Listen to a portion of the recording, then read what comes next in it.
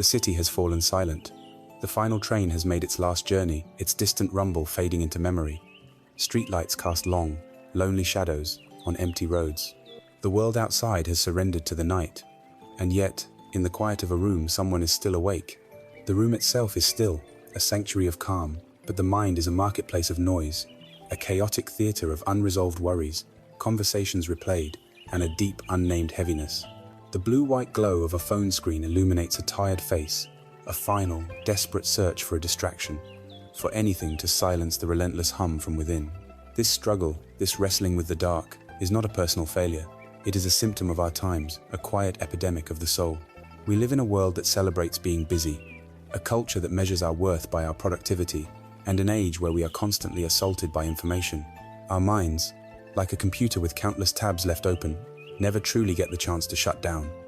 We carry the weight of our work, our relationships, and the world's anxieties with us to our pillows. Stress becomes the background music of our lives.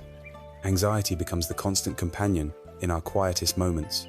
And sleep, which should be a refuge, a gentle restoration, instead becomes another battle to be fought, another mountain to be conquered. Night after night, we lie down, exhausted, only to find our minds are running a marathon. But there is an ancient remedy for this distinctly modern ailment. It is not a pill, not a quick fix, not another thing to add to your frantic to-do list.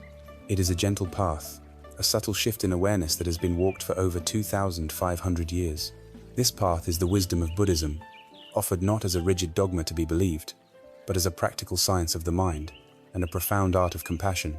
It invites us to look inward, not with judgment, but with kindness. At the very heart of this path is a practice, a feeling, a state of being known as Mettā. This word does not translate to the romantic or possessive love we often speak of. It is Mettā, a boundless, unconditional, loving kindness. It is a gentle, persistent warmth, a fundamental friendliness towards all of life that must, necessarily, begin with ourselves. This is the journey we will embark on together. It is a path to quiet the inner storm, to transform your bed from a battlefield into a true sanctuary, and to finally learn how to rest, how to heal, how to sleep within the safe and boundless embrace of compassion. To truly begin a journey of healing, a physician must first make an honest diagnosis. We cannot cure an illness without first understanding its nature, its causes, its symptoms. And so, before we can find the quiet, we must first have the courage to listen, really listen, to the noise. This inner noise, this relentless mental chatter that robs us of our sleep and our peace, is not a simple thing. It is a complex chorus of voices, a storm created by the unique weather patterns of our modern world. To understand it is to begin disarming it, to see it not as an intrinsic part of who we are, but as a condition, a state of being that can be transformed. Let us first examine the air we breathe. We live in an age of information, saturation, an era unprecedented in human history. Our ancestors might have learned of a major event weeks or months after it happened. We learn of a dozen global crises before we have had our first cup of coffee. Our phones, these sleek, beautiful portals in our pockets, have become relentless fire hoses of data. They deliver an endless stream of news headlines, social media updates, emails demanding our attention, and advertisements precision engineered to make us feel inadequate. Every notification, every buzz, every ping is a small pebble thrown into the lake of our consciousness, ensuring it is never still.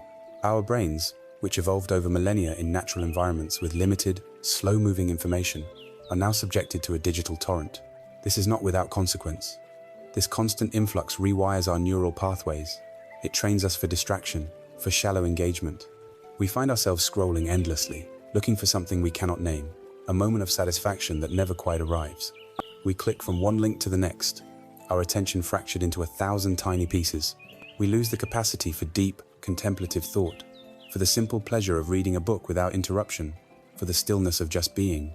Our nervous system is kept in a low-grade, perpetual state of alert, the fight-or-flight response subtly activated all day long. We are hunters on watch for the next threat, the next opportunity, the next piece of information. And when the night comes and we finally lie down, we cannot simply command the hunter to stand down. The body remains tense, the mind remains vigilant. It continues to scan the horizon of our worries long after the sun has set. The noise of the world has been so thoroughly internalized that it continues to echo in the cavern of our own skull. Layered on top of this digital deluge is the heavy cloak of our culture, a culture that worships at the altar of productivity. We are taught from a young age that our value is intrinsically linked to what we achieve, what we produce, what we can show for our time. Rest is no longer seen as a sacred necessity for health and creativity, but as a form of laziness, a guilty secret. Hobbies, those joyful expressions of our spirit, are now encouraged to become side hustles. Every moment must be optimized, every hour accounted for. Our inner dialogue begins to sound like a ruthless efficiency expert. You could be doing more. You are falling behind. Look at what others are achieving. This voice is relentless. It follows us from the office to the dinner table, and from the dinner table to our bed. This hustle culture creates a profound and damaging illusion that we can outrun our human limitations. We treat our bodies and minds like machines, expecting constant output, forgetting that they are organic, cyclical beings that require periods of deep rest to regenerate. When we lie down at night, the mind does not see it as a time for surrender and healing. It sees it as wasted time. It presents us with a checklist of all the things we failed to do, a slideshow of our perceived shortcomings, a strategic plan for all the battles we must fight tomorrow. We are trying to sleep, but our inner taskmaster is cracking a whip, telling us to get back to work. We are caught in a tragic paradox. We are too exhausted to live fully during the day, and too anxious about our lack of productivity to rest at night. The very pressure to succeed and be enough is what guarantees we will always feel tired and insufficient. This relentless drive is often in service of a third, powerful force: the pervasive belief that happiness can be purchased. We are conditioned to believe that the next acquisition, the next gadget, the new car, the bigger house, will finally fill the persistent, low-grade ache of dissatisfaction we feel inside. We work in jobs we may not love, sacrificing our time and our peace to earn the money to buy the things we are told will make us happy. And for a fleeting moment, perhaps they do. There is a brief thrill in the newness, a temporary distraction from the inner void, but it never lasts. The new object becomes old, the thrill fades, and the underlying feeling of unease returns, sometimes even stronger than before, because the promise has been broken once again. The wisdom of Buddhism has a name for this cycle. It is the nature of craving, of grasping, to be insatiable. It is a hunger that cannot be filled from the outside. By constantly looking for peace and fulfillment in external things which are by their nature impermanent, we condemn ourselves to a perpetual state of searching. Our mind becomes a hungry ghost, always wanting, never satisfied.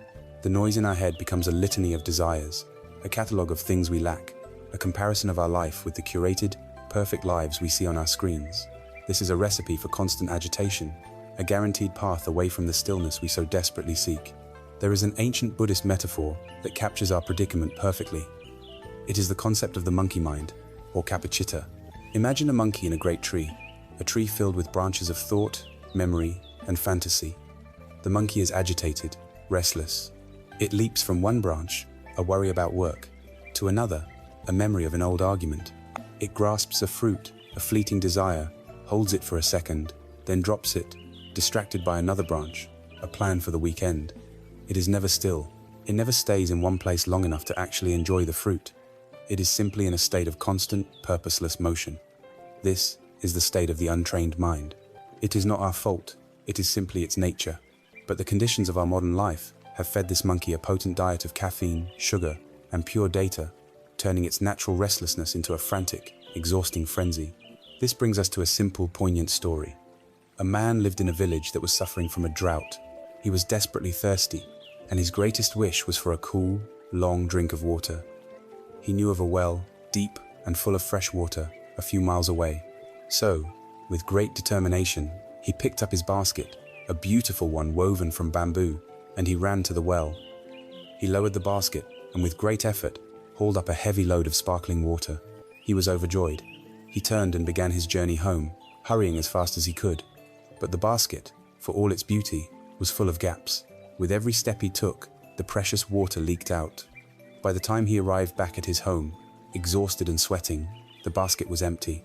All he had to show for his tremendous effort was his own thirst and a damp, useless basket. We are that man.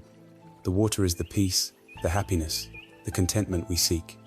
The well is the world outside of us, the world of work, achievement, and consumption. The running back and forth is our tireless striving, our relentless hustle.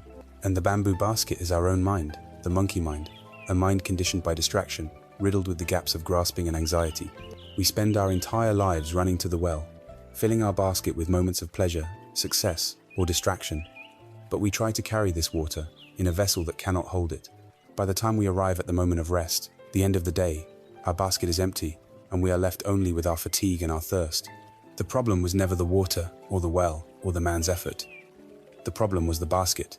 We have been trying to fix our thirst by running faster, by trying to scoop up more water, when the real task has always been to mend the vessel itself. To see our mind as this leaking basket, to diagnose this condition of the monkey mind, hyperstimulated by the modern world, is not a cause for despair.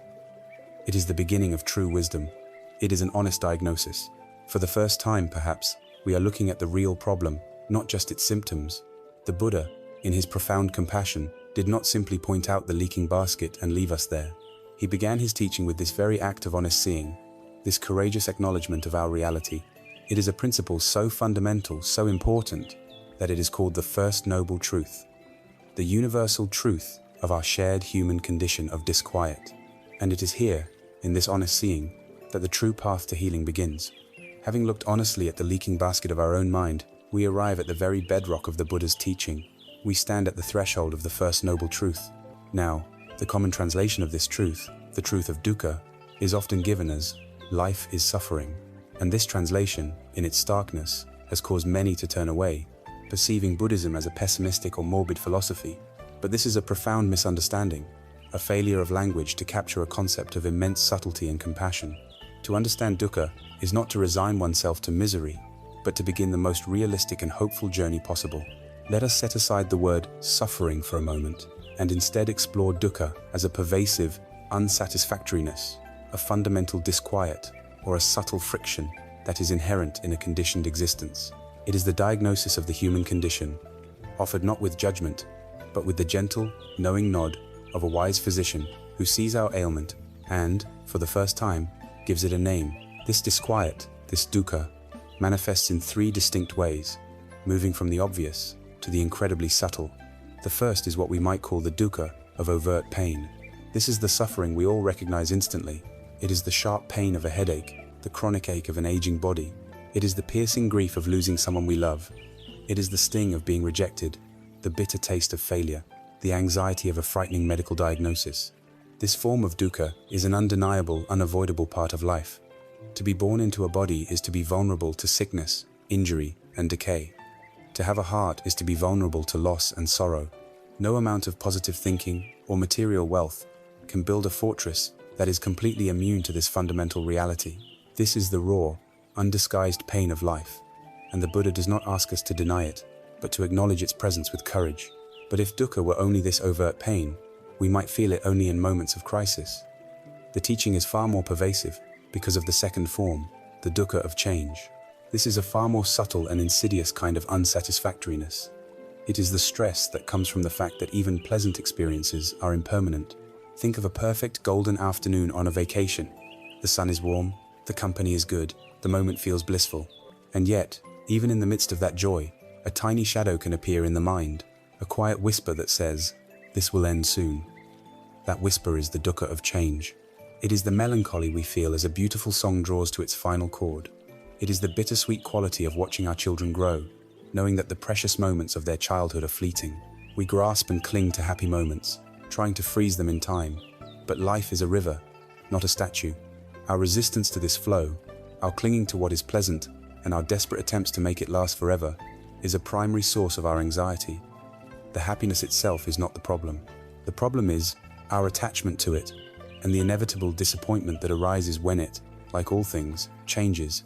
This leads us to the third, and most profound, form of dukkha. This is the baseline hum of unsatisfactoriness that is woven into the very fabric of our conditioned existence. This is the most difficult to see, because it is the water we swim in. It is the background noise we spoke of earlier. It is the subtle friction of being a self, in a world of constant flux. It is the feeling of being stuck in traffic, a low-level irritation that seems to come from nowhere. It is the impatience you feel when a web page is slow to load. It is the vague, restless boredom that makes you reach for your phone without even knowing what you're looking for. It is that persistent feeling that something is not quite right, something is missing, even on a day when nothing is overtly wrong. This is the dukkha of the monkey mind itself, the inherent stress of a mind that is always grasping, always wanting, always leaning into the future or recoiling from the past, never able to simply rest in the gentle fullness of the present moment. This is the sound of our leaking basket. It is the friction that drives us to distraction, that keeps us running, that makes true, deep rest feel so elusive. To see life in this way, to acknowledge these three layers of dukkha, is a radical act of honesty. Our entire society is built on the denial of dukkha. The multi-billion-dollar advertising industry exists to convince us that if we just buy the right product, our disquiet will vanish. The entertainment industry provides endless distractions to numb us from feeling this friction. The culture of relentless optimism tells us to ignore negative feelings, to put on a happy face, to just think positive. But this denial is a form of resistance, and what we resist persists. Running from dukkha is like trying to outrun your own shadow. The more you run, the more it is there with you, and the more exhausted you become. The Buddha's path suggests a revolutionary alternative: to stop running, to gently turn around and look, to acknowledge, without fear or judgment, the presence of this disquiet in our lives. To say to ourselves, in a moment of irritation, or anxiety, or sadness, this is dukkha. This is that feeling of friction. It is here. This simple act of naming and acknowledging is incredibly powerful. It takes the formless, terrifying monster of anxiety and turns it into an observable phenomenon, something we can investigate with compassion and curiosity. To illustrate this profound shift in perspective, there is a famous and deeply insightful Buddhist parable, the story of the two arrows. Imagine you are walking through a forest, and suddenly you are struck in the arm by an arrow. The initial pain is sharp, real, and unavoidable. This is the first arrow. It represents the unavoidable dukkha of life, the sickness, the loss, the accident, the unkind word. These things happen, and they are outside of our complete control. Now, what is our typical reaction to being shot by this first arrow? We don't just feel the pain. We immediately start a mental story. Why me? This is terrible. Who shot this arrow? I'll find them. My whole day is ruined. My arm will never be the same. This is a catastrophe. All of this mental proliferation, the anger, the fear, the self-pity, the catastrophizingis, the second arrow. And here is the crucial point. We shoot this second arrow at ourselves. The first arrow causes pain. The second arrow causes suffering. The first arrow is a physical or emotional event. The second arrow is our reaction to the event. The Buddha's teaching is not a magical shield against the first arrows of life. That is impossible. The teaching is a practical guide on how to stop shooting ourselves with the second arrow, and the third, and the fourth. Our inner noise, that constant, agitating chatter, is the sound of 1,000 second arrows. The traffic jam is the first arrow. Our mounting rage, the honking, the cursing of other drivers, the internal monologue about how we're going to be late and everything is ruined, that is a hail of second arrows. A critical comment from a colleague is the first arrow. Obsessing over it all night, replaying it in our minds, doubting our self-worth, that is the poison of the second arrow. By acknowledging the presence of dukkha, we are learning to simply feel the sting of the first arrow, without immediately reaching into our quiver for the second. We learn to say, this is painful, or this is unpleasant, and we breathe with that reality, giving it space, not adding layers of story and resistance on top of it. Finally, and most beautifully, this acknowledgement of dukkha is the ultimate doorway to compassion. When we believe that we are the only one feeling this way, that everyone else has it all figured out, our disquiet becomes a source of deep isolation and shame. But the First Noble Truth declares that this is not a personal failing. It is a universal condition. The wealthiest person on earth feels the dukkha of change when their youth fades. The most powerful person feels the dukkha of pain when sickness strikes. Every single being you have ever met, without exception, is dealing with their own first and second arrows. Dukkha is the common ground upon which we all stand. When we understand this, it becomes impossible to look at another person with judgment. We see their anger, their fear, or their arrogance, not as a character flaw, but as a symptom of their own struggle with dukkha. Our heart softens. In our shared vulnerability, we find our shared humanity. So, we stand on solid ground. We have a name for our condition, this pervasive disquiet called dukkha. We see how we unknowingly compound it with the second arrows of our own reactions. This honest acceptance does not lead to a grim resignation, but to a profound and practical question. A great physician, having clearly diagnosed the illness, naturally asks the next logical question: what is its cause? If this friction, this unsatisfactoriness, is the symptom, then what is its root? This brave step, from diagnosis to etiology, from seeing the problem to investigating its origin, is the subject of the second noble truth, and it holds the very key to our liberation from the noise. We have stood together on the firm ground of the first noble truth, acknowledging with gentle courage the reality of our inner disquiet, the dukkha that permeates our lives. This act of seeing is not an end, but a beginning. It transforms us from passive victims of our anxiety into curious investigators. It empowers us to ask the most important question that follows any diagnosis. Why? What is the origin of this friction? What is the root of this deep and persistent thirst for something more? The Buddha, as the master physician of the mind, did not leave this question unanswered. He pointed directly to the source, giving it the name tanha. This ancient Pali word is often translated as craving or desire, but its essence is more primal, more visceral. Tanha is thirst. It is that deep, parched, aching feeling in the soul that compels us to seek quenching from the world outside ourselves. This thirst, in its various forms, is the engine that drives the monkey mind. It is the unseen force that keeps us running on the treadmill of dissatisfaction. It is the cause of our dukkha. To understand this thirst, we must see that it is not a single, simple desire, but a complex web of urges that pulls us in three primary directions. The first, and most easily recognizable, is the thirst for sense pleasures. This is the constant nagging pull of our five senses and our sixth sense, the mind, for pleasant experiences. It is the craving for the taste of sweet food, the desire for the feeling of soft fabric against the skin, the longing to hear words of praise and affirmation, the urge to see beautiful sights, and the relentless hunger for entertaining or distracting thoughts. In our modern world, this form of tanha has been amplified into a deafening roar. Every advertisement is a carefully crafted appeal to this thirst. Every social media feed is an endless buffet of fleeting visual and emotional stimuli. We are conditioned to believe that the path to happiness is paved with the satisfaction of these sensory cravings. So we chase them. We eat the delicious meal, and for a moment we are satisfied. But the satisfaction fades, and the thirst for another taste arises. We watch the exciting movie, and for 2 hours we are distracted. But when the credits roll, the underlying disquiet returns, and we are already searching for the next show to watch. This is the endless cycle of the hungry ghost, a being with a tiny throat and a vast, empty stomach, who can never, ever get enough. The problem, the Buddha taught, is not the pleasures themselves. A beautiful sunset is beautiful. A delicious meal is delicious. The problem is the thirst, the clinging, the desperate dependency on these fleeting experiences to provide a lasting sense of well-being that they are, by their very nature, incapable of delivering.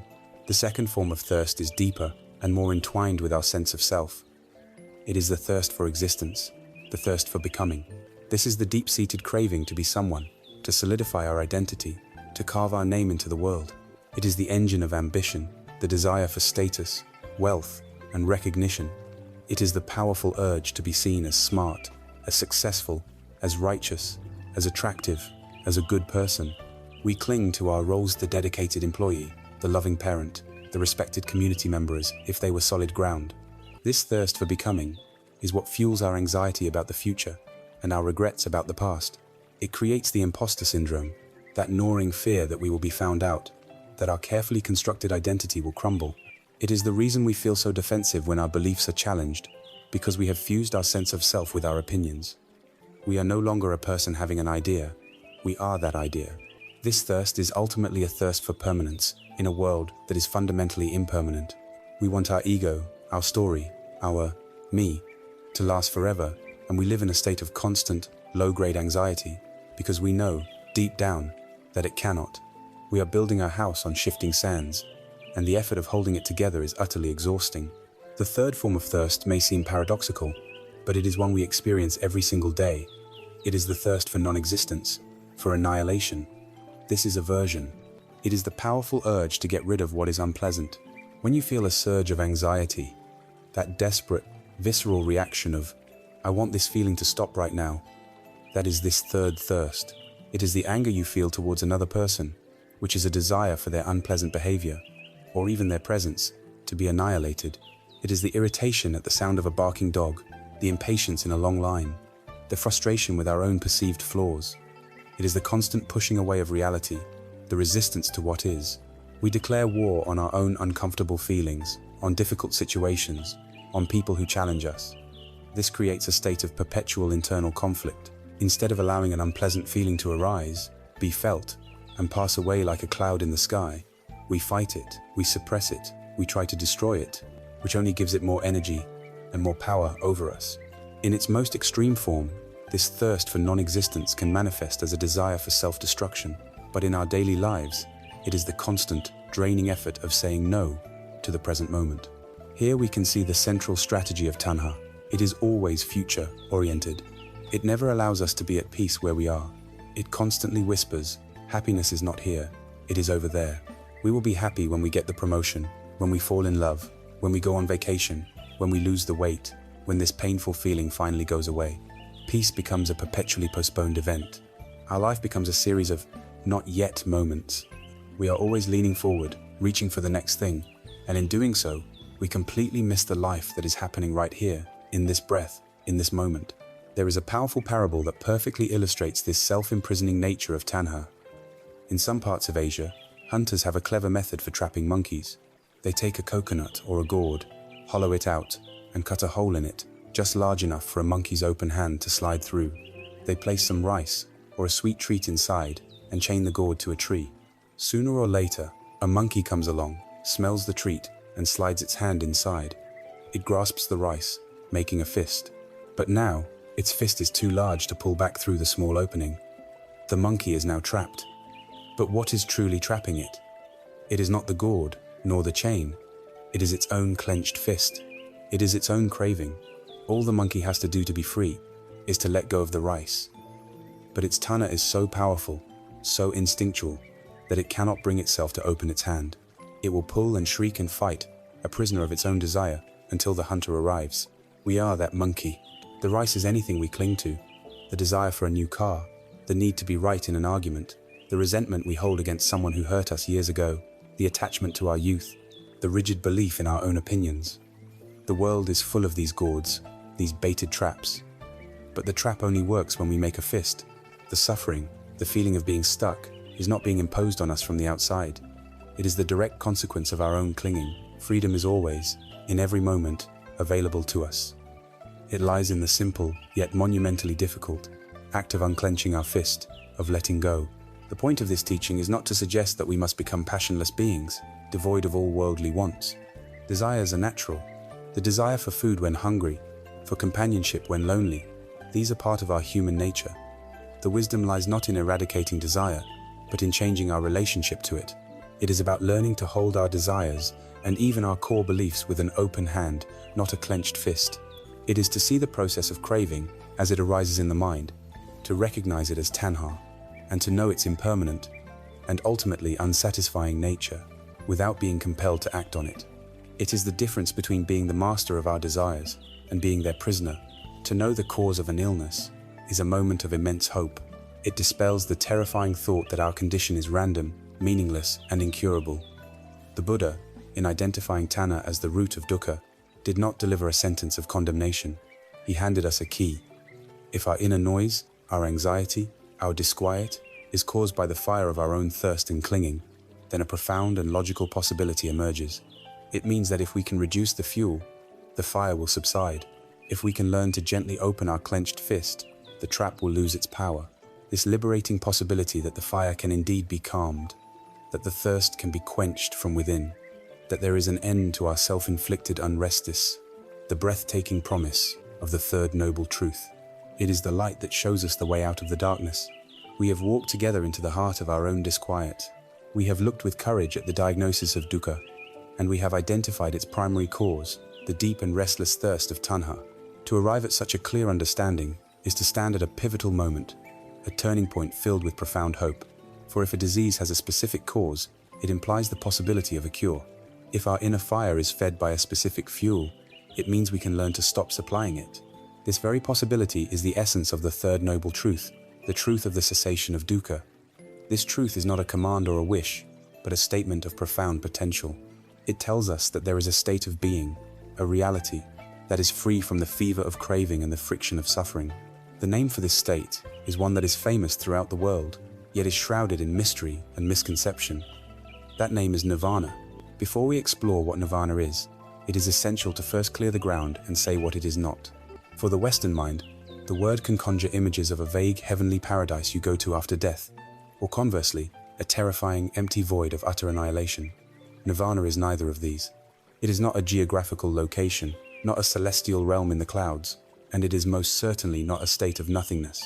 The greatest misunderstanding comes from its literal translation. The word nirvana in Pali means to extinguish or to blow out, as one would blow out a candle flame. This sounds frightening, like an end to existence. But the Buddha was a master of metaphor. We must ask, what, precisely, is being extinguished? It is not the lamp, but only the flame. It is not our life, not our awareness, not our being. What is extinguished are the three fires that cause all our suffering. The fire of greed and grasping, the fire of hatred and aversion, and the fire of ignorance and delusion. These are the very flames of tanha, the burning thirst that we have just examined. Nirvana is the state of mind that remains when these fires have been allowed to die down from a lack of fuel. It is not a void, but a fullness. It is not an ending, but a new kind of beginning, one lived in ultimate freedom and peace. Imagine you have been living with a high fever for your entire life. Your body aches, your thoughts are cloudy, your senses are dulled, and you are in a constant state of discomfort. You have become so used to this fever that you believe it is the normal state of being. Then, one day, the fever breaks. The heat subsides, the aching ceases, your mind becomes clear. The state that remains is not an ecstatic high, but a simple, profound, and forgotten state of wellness. You feel a deep and quiet rightness. This is a powerful analogy for nirvana. Dukkha, fueled by tanha, is the chronic fever. Nirvana is the return to our original, intrinsic health. It is the peace that is revealed when the agitation is removed. It has been there all along, underneath the noise, just as the silent depths of the ocean have been there all along, beneath the crashing waves on the surface. To speak of nirvana is to point a finger at the moon.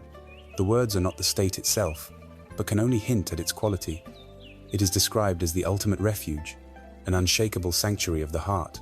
Imagine walking on a blistering hot day, the sun beating down, the ground scorching your feet. Then, you discover the entrance to a deep, cool cave. As you step inside, the oppressive heat vanishes. The air is still and cool against your skin. The frantic noise of the outside world fades into a distant hum. The heat is still out there. The world has not changed, but you are now sheltered, safe, and utterly at peace. Nirvana is the discovery of this cool cave within your own mind. Life will still present its challenges, its heat, its difficulties. But you now have a place of unconditional safety to which you can always return. This peace is not a fragile, delicate thing that needs to be protected. It is described as the unshakable deliverance of the heart. It is a peace that does not depend on external conditions being perfect. It is not the peace of having everything you want, but the peace of no longer desperately needing things to be different than they are. It is freedom from the reactive cycle of the mind. Normally, when a pleasant experience occurs, our mind grasps it. When an unpleasant one occurs, our mind pushes it away. We are like a small boat tossed about on the waves of praise and blame, gain and loss, pleasure and pain. The mind in a state of nirvana is like a great mountain.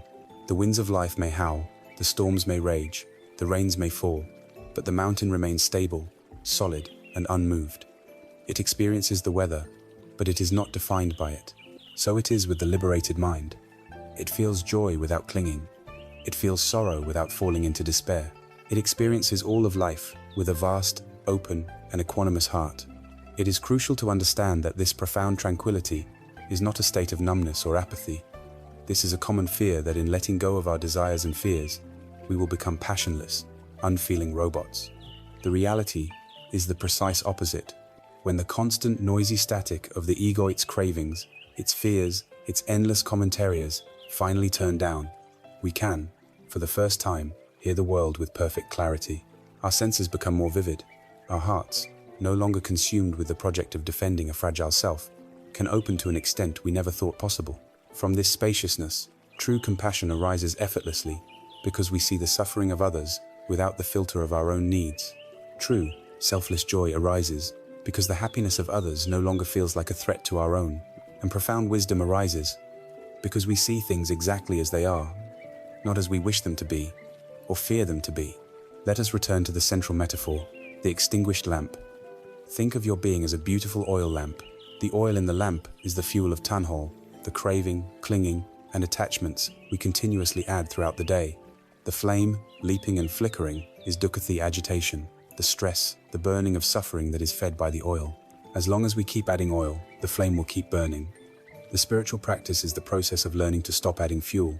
We learn to see our cravings and not feed them. We learn to experience our aversions and not act on them.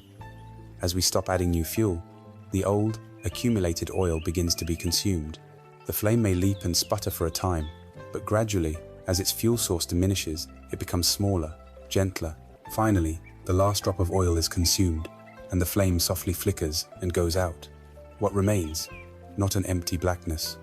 What remains is the lamp itself, now cool, whole, and at peace. It is no longer in a state of agitated burning. It is simply present in its true nature. This is nirvana. It is the great cooling down, the end of the fire, the ultimate peace. To hear of such a state, to know that such profound and unshakable peace is a real human possibility, is to feel a sense of incredible hope. It transforms the spiritual path from a vague exercise in self-improvement into a journey with a real, tangible destination. A destination not in the sky, but in the very center of our own heart. But to know a destination exists is one thing. To have a map to get there is another. The Buddha, being the most practical of all teachers, did not just describe the beauty of the distant shore. He also provided a raft and a detailed chart showing exactly how to navigate the currents. This map, this practical, step-by-step guide from the shore of suffering to the shore of peace, is the fourth and final noble truth, known as the Noble Eightfold Path. And the very first step we take on that path, the first medicine we apply to our feverish minds, the very heart of the entire journey, is the cultivation of that gentle, healing warmth we have spoken of, the practice of Mettā, of boundless, loving kindness. We stand now at the beginning of the path, the journey out of the parched desert of our disquiet and towards the cool, clear spring of nirvana is not a journey of a single leap, but of many patient, deliberate steps. The Buddha, in his infinite wisdom, laid out a map for this journey, the Noble Eightfold Path, a complete guide to living a life of wisdom, ethical conduct, and mental discipline. But before one can walk such a path, the heart must be prepared. A heart that is hard, brittle, and cold from the winds of anxiety and resentment cannot undertake such a profound transformation. It must first be softened, warmed, and made pliable. And so, the Buddha offered a medicine, a gentle balm that serves as both the beginning of the path and its constant companion. This medicine is the practice of Mettā, or loving kindness. It is vital to understand what Mettā is, because our modern language of love is often confused and conditional. Mettā is not the exclusive, grasping, romantic love that often says, "I love you because you make me feel good," or "I cannot live without you." That kind of love, while beautiful, is often entangled with the very tanha, the clinging and craving, that we have identified as the root of our suffering. When that love is threatened, it can quickly turn to jealousy, fear, or anger. Mettā is also not pity, which looks down from a position of superiority upon the misfortune of others, creating a subtle distance. Nor is Mettā simply the act of being nice, which can often be a social strategy, a polite mask we wear to avoid conflict or to be liked. Mettā is something far more radical and foundational. It is an unconditional, boundless, and radiant goodwill. It is a fundamental friendliness towards all of existence. Imagine the light and warmth of the sun. The sun does not decide who is worthy of its rays. It shines equally on the beautiful rose and the tangled weed, on the kind person and the angry one, on the palace and the prison. It does not demand anything in return. It simply shines, because that is its nature. Mettā is the cultivation of this inner sun. It is a steady, quiet warmth that we can learn to generate from within, a gentle wish for the well-being of ourselves and for others, free from any expectation of reward. It is a love that seeks only to give, not to possess. Perhaps the most empowering truth about Mettā is that it is not an emotion we must passively wait to feel. In the Buddhist teachings, it is referred to as a bhavana, which means cultivation or development. This reframes loving kindness not as a mood, but as a skill. It is a muscle of the heart that can be intentionally trained and strengthened over time. Just as you would go to the gym to strengthen your body, or practice an instrument to improve your musical ability, you can sit down and actively practice the cultivation of Mettā. At first, it may feel artificial, like lifting a weight that feels too heavy.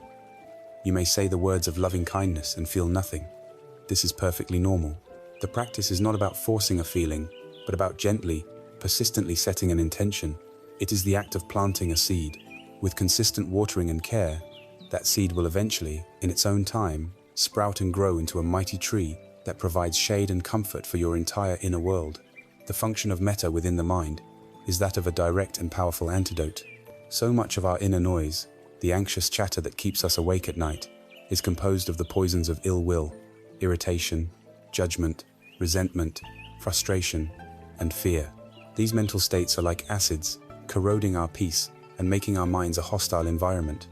Mettā is the universal alkaline, the soothing balm that neutralizes this acid. You cannot, in the very same moment, feel genuine, warm-hearted goodwill towards a person and also feel anger or hatred towards them. The two states are mutually exclusive. By consciously and repeatedly introducing the warmth of mettā into the mind, we begin to systematically displace the coldness of ill will. We are changing the very climate of our mind, from a harsh, windswept winter to a gentle, welcoming spring. The practice of mettā is a direct, practical method for calming the agitated monkey mind, creating the internal safety and stability necessary for deep rest.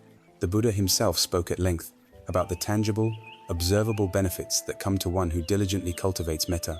In a teaching called the Karaniya Metta Sutta, he outlines 11 specific blessings, which read like a prescription for the very peace we are seeking. He said that such a person sleeps in comfort. This is the first and perhaps most relevant promise for our journey.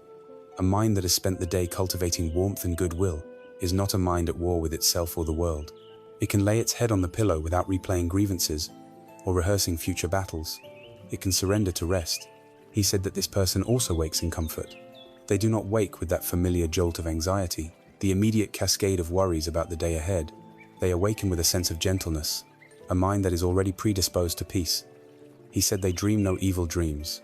The subconscious mind, no longer needing to process the toxic residue of the day's anger and fear, can weave more peaceful narratives during the night. He promised that this person becomes dear to human beings. People are intuitively drawn to genuine warmth. An attitude of unconditional goodwill subtly changes our posture, our tone of voice, our entire presence. We become a source of comfort for others, and they, in turn, reflect that comfort back to us. He also said that this person is dear to non-human beings, suggesting a fundamental harmony that extends to all of life. He taught that celestial beings protect them, which can be understood as creating such a powerful positive state of mind that it acts as a shield, a kind of spiritual immune system that naturally repels negativity and attracts supportive conditions. He made the remarkable statement that fire, poison, and weapons will not harm such a person. This is not to be taken literally, but as a profound psychological truth. The fire of another person's anger cannot burn you if your heart is cool and compassionate. The poison of ill will and gossip cannot harm you if you do not ingest it with your own reactivity. The weapons of harsh words lose their power to wound when they strike the soft, resilient armor of a loving heart. He said that the mind of such a person concentrates easily. A mind filled with mettā is calm, open, and bright. It is not agitated by resentment or clouded by fear. This clarity is the perfect foundation for deeper states of meditation and insight. The person's complexion, he said, becomes serene. The inner peace begins to radiate outward, softening the features, bringing a visible tranquility to the face. He taught that this person dies unconfused, meeting the end of their life with a heart that is open and free from the bitterness of old grudges and regrets. Finally, he said that if they attain no higher spiritual state, they will be reborn in a heavenly realm. This can be understood as the ultimate karmic result, but it can also be seen as a promise for this very life. By cultivating mettā, you create your own heavenly state of mind right here, right now. Looking at this list, it is clear that mettā is not a minor or peripheral practice. It is the very foundation of well-being, the medicine that heals our relationships, calms our nights, clarifies our minds, and ultimately protects our hearts. It is the starting point and the constant companion for anyone wishing to find an end to inner turmoil. The question then naturally arises, if this is the medicine, how do we take it? If this is the path, where does the first step fall? The journey of mettā, which has the power to embrace the entire universe in its warmth, must begin from a single point of light. It must begin at its very source.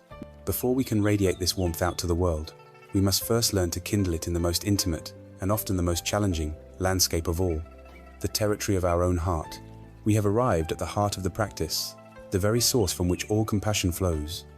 We hold in our hands this precious medicine of mettā, this boundless, loving kindness.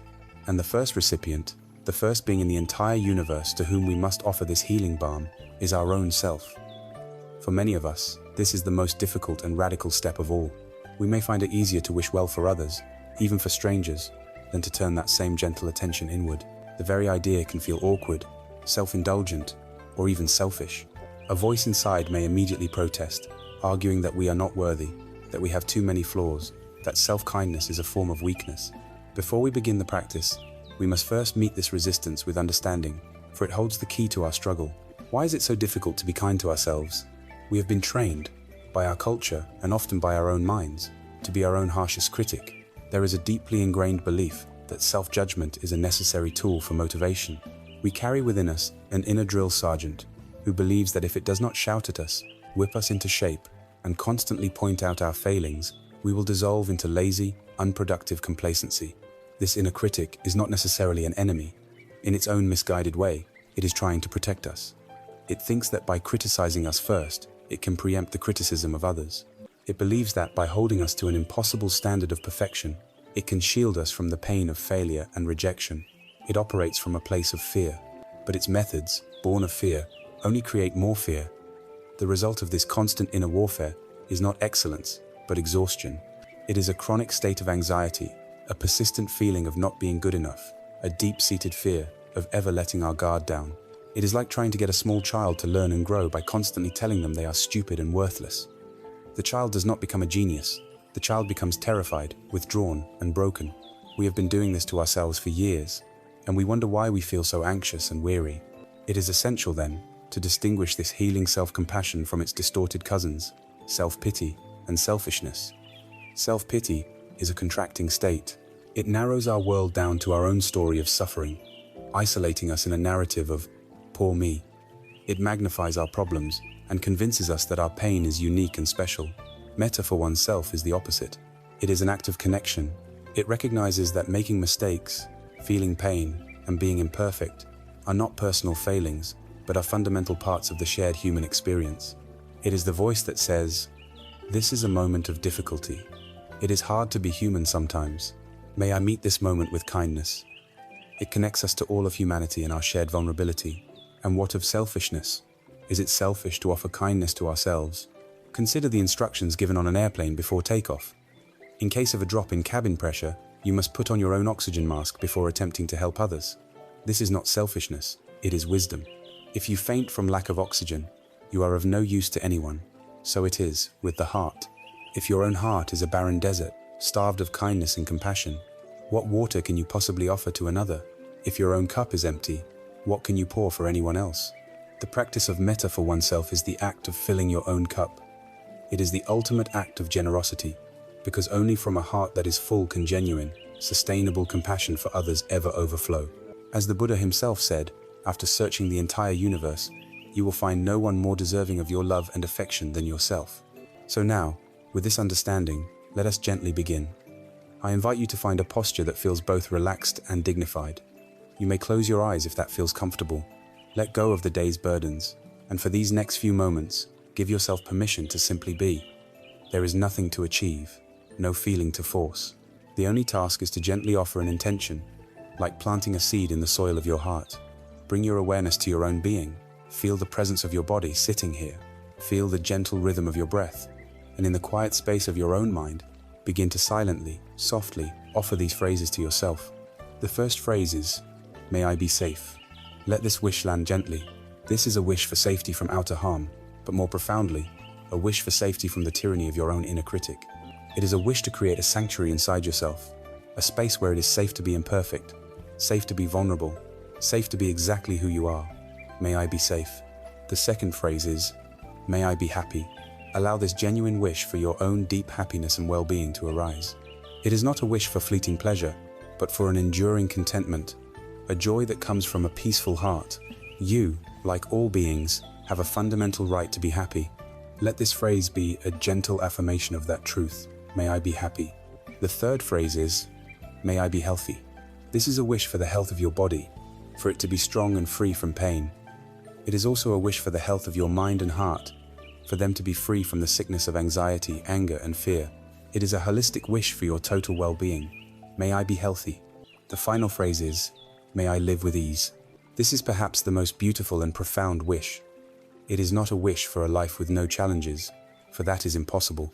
It is a wish to move through the challenges of life with less friction, less resistance, less struggle. It is a wish to be able to handle life's difficulties with a sense of grace, softness, and peace. It is a wish for your journey through life to be gentle. May I live with ease. Continue to repeat these phrases silently to yourself, like a gentle internal lullaby. May I be safe. May I be happy. May I be healthy. May I live with ease. As you do this, you may notice resistance. The inner critic may awaken and say, "This is ridiculous," or "You don't deserve this," or "There are more important things to be doing." When these thoughts arise, do not fight them. Do not argue with them. See them for what they are.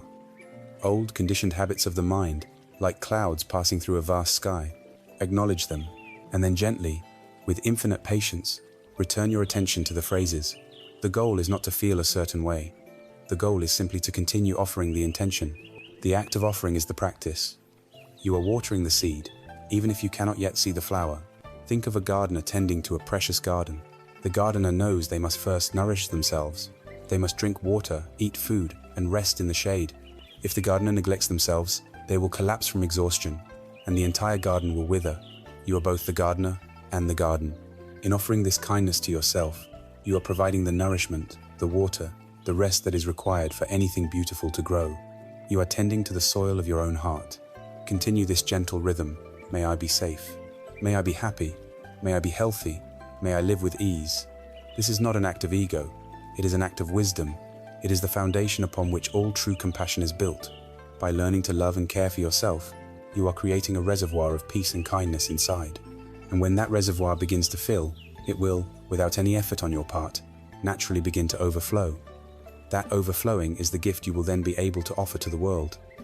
But it all begins here, in this quiet moment, with this simple, courageous, and revolutionary act of wishing yourself well. Having taken the brave and essential first step of turning the light of loving kindness toward ourselves, we begin to feel a shift. The harsh, cracked ground of our own heart, long neglected, has begun to soften with the gentle rain of self-compassion. The inner reservoir, once nearly empty, now holds a measure of peace. And when a cup begins to fill, its nature is to overflow. This next step in our journey is not a difficult chore, but a joyful and natural expansion. It is the moment we allow the warmth we have cultivated within to spill over, to touch another. We will now expand the circle of Mettā to include one other person, a benefactor, a dear one, someone for whom our heart already holds a natural affection. The choice of this person is important. For this stage of the practice, we choose someone easy. This is not a time for complex or challenging relationships. Often, our most intimate relationships with partners or immediate family, while deeply loving, can be intertwined with a complex history of expectations, needs, and subtle attachments, the very tanha we are learning to untangle. Instead, we choose someone whose presence in our mind brings a simple, uncomplicated warmth. It could be a beloved grandparent, whose kindness was a sanctuary in your childhood. It could be a cherished friend, whose laughter is a source of pure joy. It could be a respected teacher or mentor, who saw a potential in you that you had not yet seen in yourself. It could even be a beloved pet, whose unconditional affection is a constant, wordless teaching in love. Choose one such being, a benefactor whose memory naturally brings a smile to your face. Now, just as before, I invite you to settle into your posture, a posture of gentle dignity. Allow your eyes to close if that helps you to turn inward. Take a few deep, soft breaths, letting go of any tension with each exhale. You are entering the quiet sanctuary of your own heart, and in this space, you will invite a guest. Bring to mind the image of this dear person, this benefactor. Don't just think of their name as a label. Truly evoke their presence. See their face in your mind's eye as clearly as you can. See the kindness in their eyes, the unique way they smile, the way their brow furrows when they listen intently. Recall the sound of their voice, perhaps the sound of their laughter. Feel the quality of their presence, that sense of comfort and ease you feel when you are with them. Now, go one step further. In your mind's eye, imagine this person as being radiantly happy and completely at peace. See them free from all their worries, all their burdens, all their pain. See their body healthy and strong, and their mind calm and clear. See them smiling, not for any particular reason, but from a deep inner wellspring of contentment. Hold this beautiful, luminous image of them in your heart. From the wellspring of your own being, from the warmth you have begun to cultivate for yourself, you will now extend that same kindness to them. Using the same phrases, you will now offer them as a gift from your heart to theirs. As you say each phrase silently, imagine it as a ray of golden light, flowing from your heart and enveloping them in its gentle warmth. Let us begin. Holding the image of your dear one, offer the first phrase, "May you be safe." This is a profound wish for their ultimate protection, a wish for them to be safe from all outer harm and all inner turmoil, a wish for their heart to be a place of security and refuge, just as you are learning to make your own. Feel this sincere wish for their safety emanating from you. May you be safe. Now, offer the second phrase, may you be happy. This is a pure, selfless wish for their deepest joy, free from any desire for them to make you happy or for their happiness to benefit you in any way.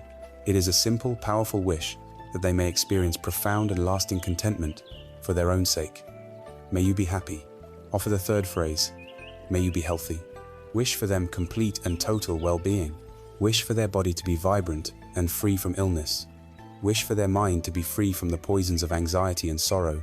See them in your mind's eye as the very picture of health, radiating vitality. May you be healthy. And finally, offer the fourth phrase, may you live with ease.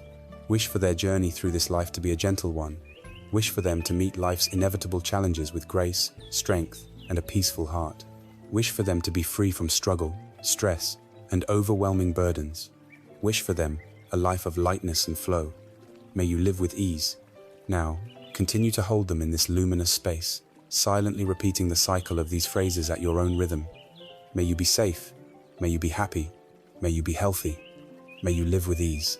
As you do this, notice what happens within your own body, your own heart. You may feel a warmth spreading through your chest. A gentle smile may form on your lips. You may notice that your own anxieties and worries seem to have receded into the background. Herein lies one of the most beautiful secrets of Mettā. In the selfless act of wishing for another's well-being, we ourselves are healed. The giver and the receiver become one in a circle of loving kindness. There is a beautiful parable that illustrates this truth. Imagine a vast, dark hall, and in the center, there is a single candle, burning with a steady, gentle flame. This is the Mettā you have cultivated for yourself. Now, another person enters the hall, holding an unlit candle. You touch your flame to their wick, and instantly, a second light appears. Then another person comes, and another, and another. From your single flame, you light 10, then 100, then 1,000 other candles, until the entire hall is filled with a brilliant, warm, and dazzling light. Now, look back at your own candle. Has its flame been diminished in any way by sharing its light, number? It burns just as brightly, perhaps even more so in the warmth and radiance of all the other flames.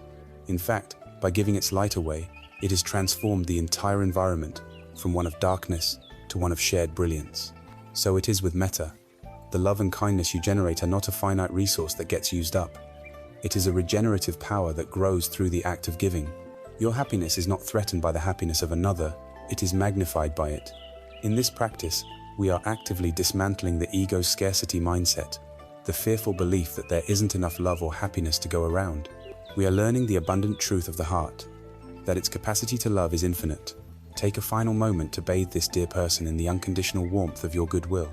Thank them silently for being a source of light in your life, and then gently allow their image to dissolve, returning your focus to your own heart. Feel the resonance of this practice, the lingering warmth, the quiet joy. You have taken a crucial step. You have expanded the circle.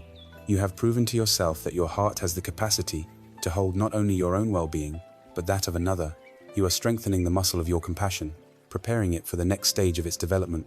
Now that you have felt the ease and joy of extending Mettā to someone you love, you are ready to explore a more subtle and transformative practice, extending this same warmth to those who occupy the neutral spaces of your life, and in doing so, discovering the shared humanity that connects us all. Our thoughts, cultivated in the quiet garden of the mind, and our words, carefully chosen to be vehicles of truth and kindness, do not remain isolated within us.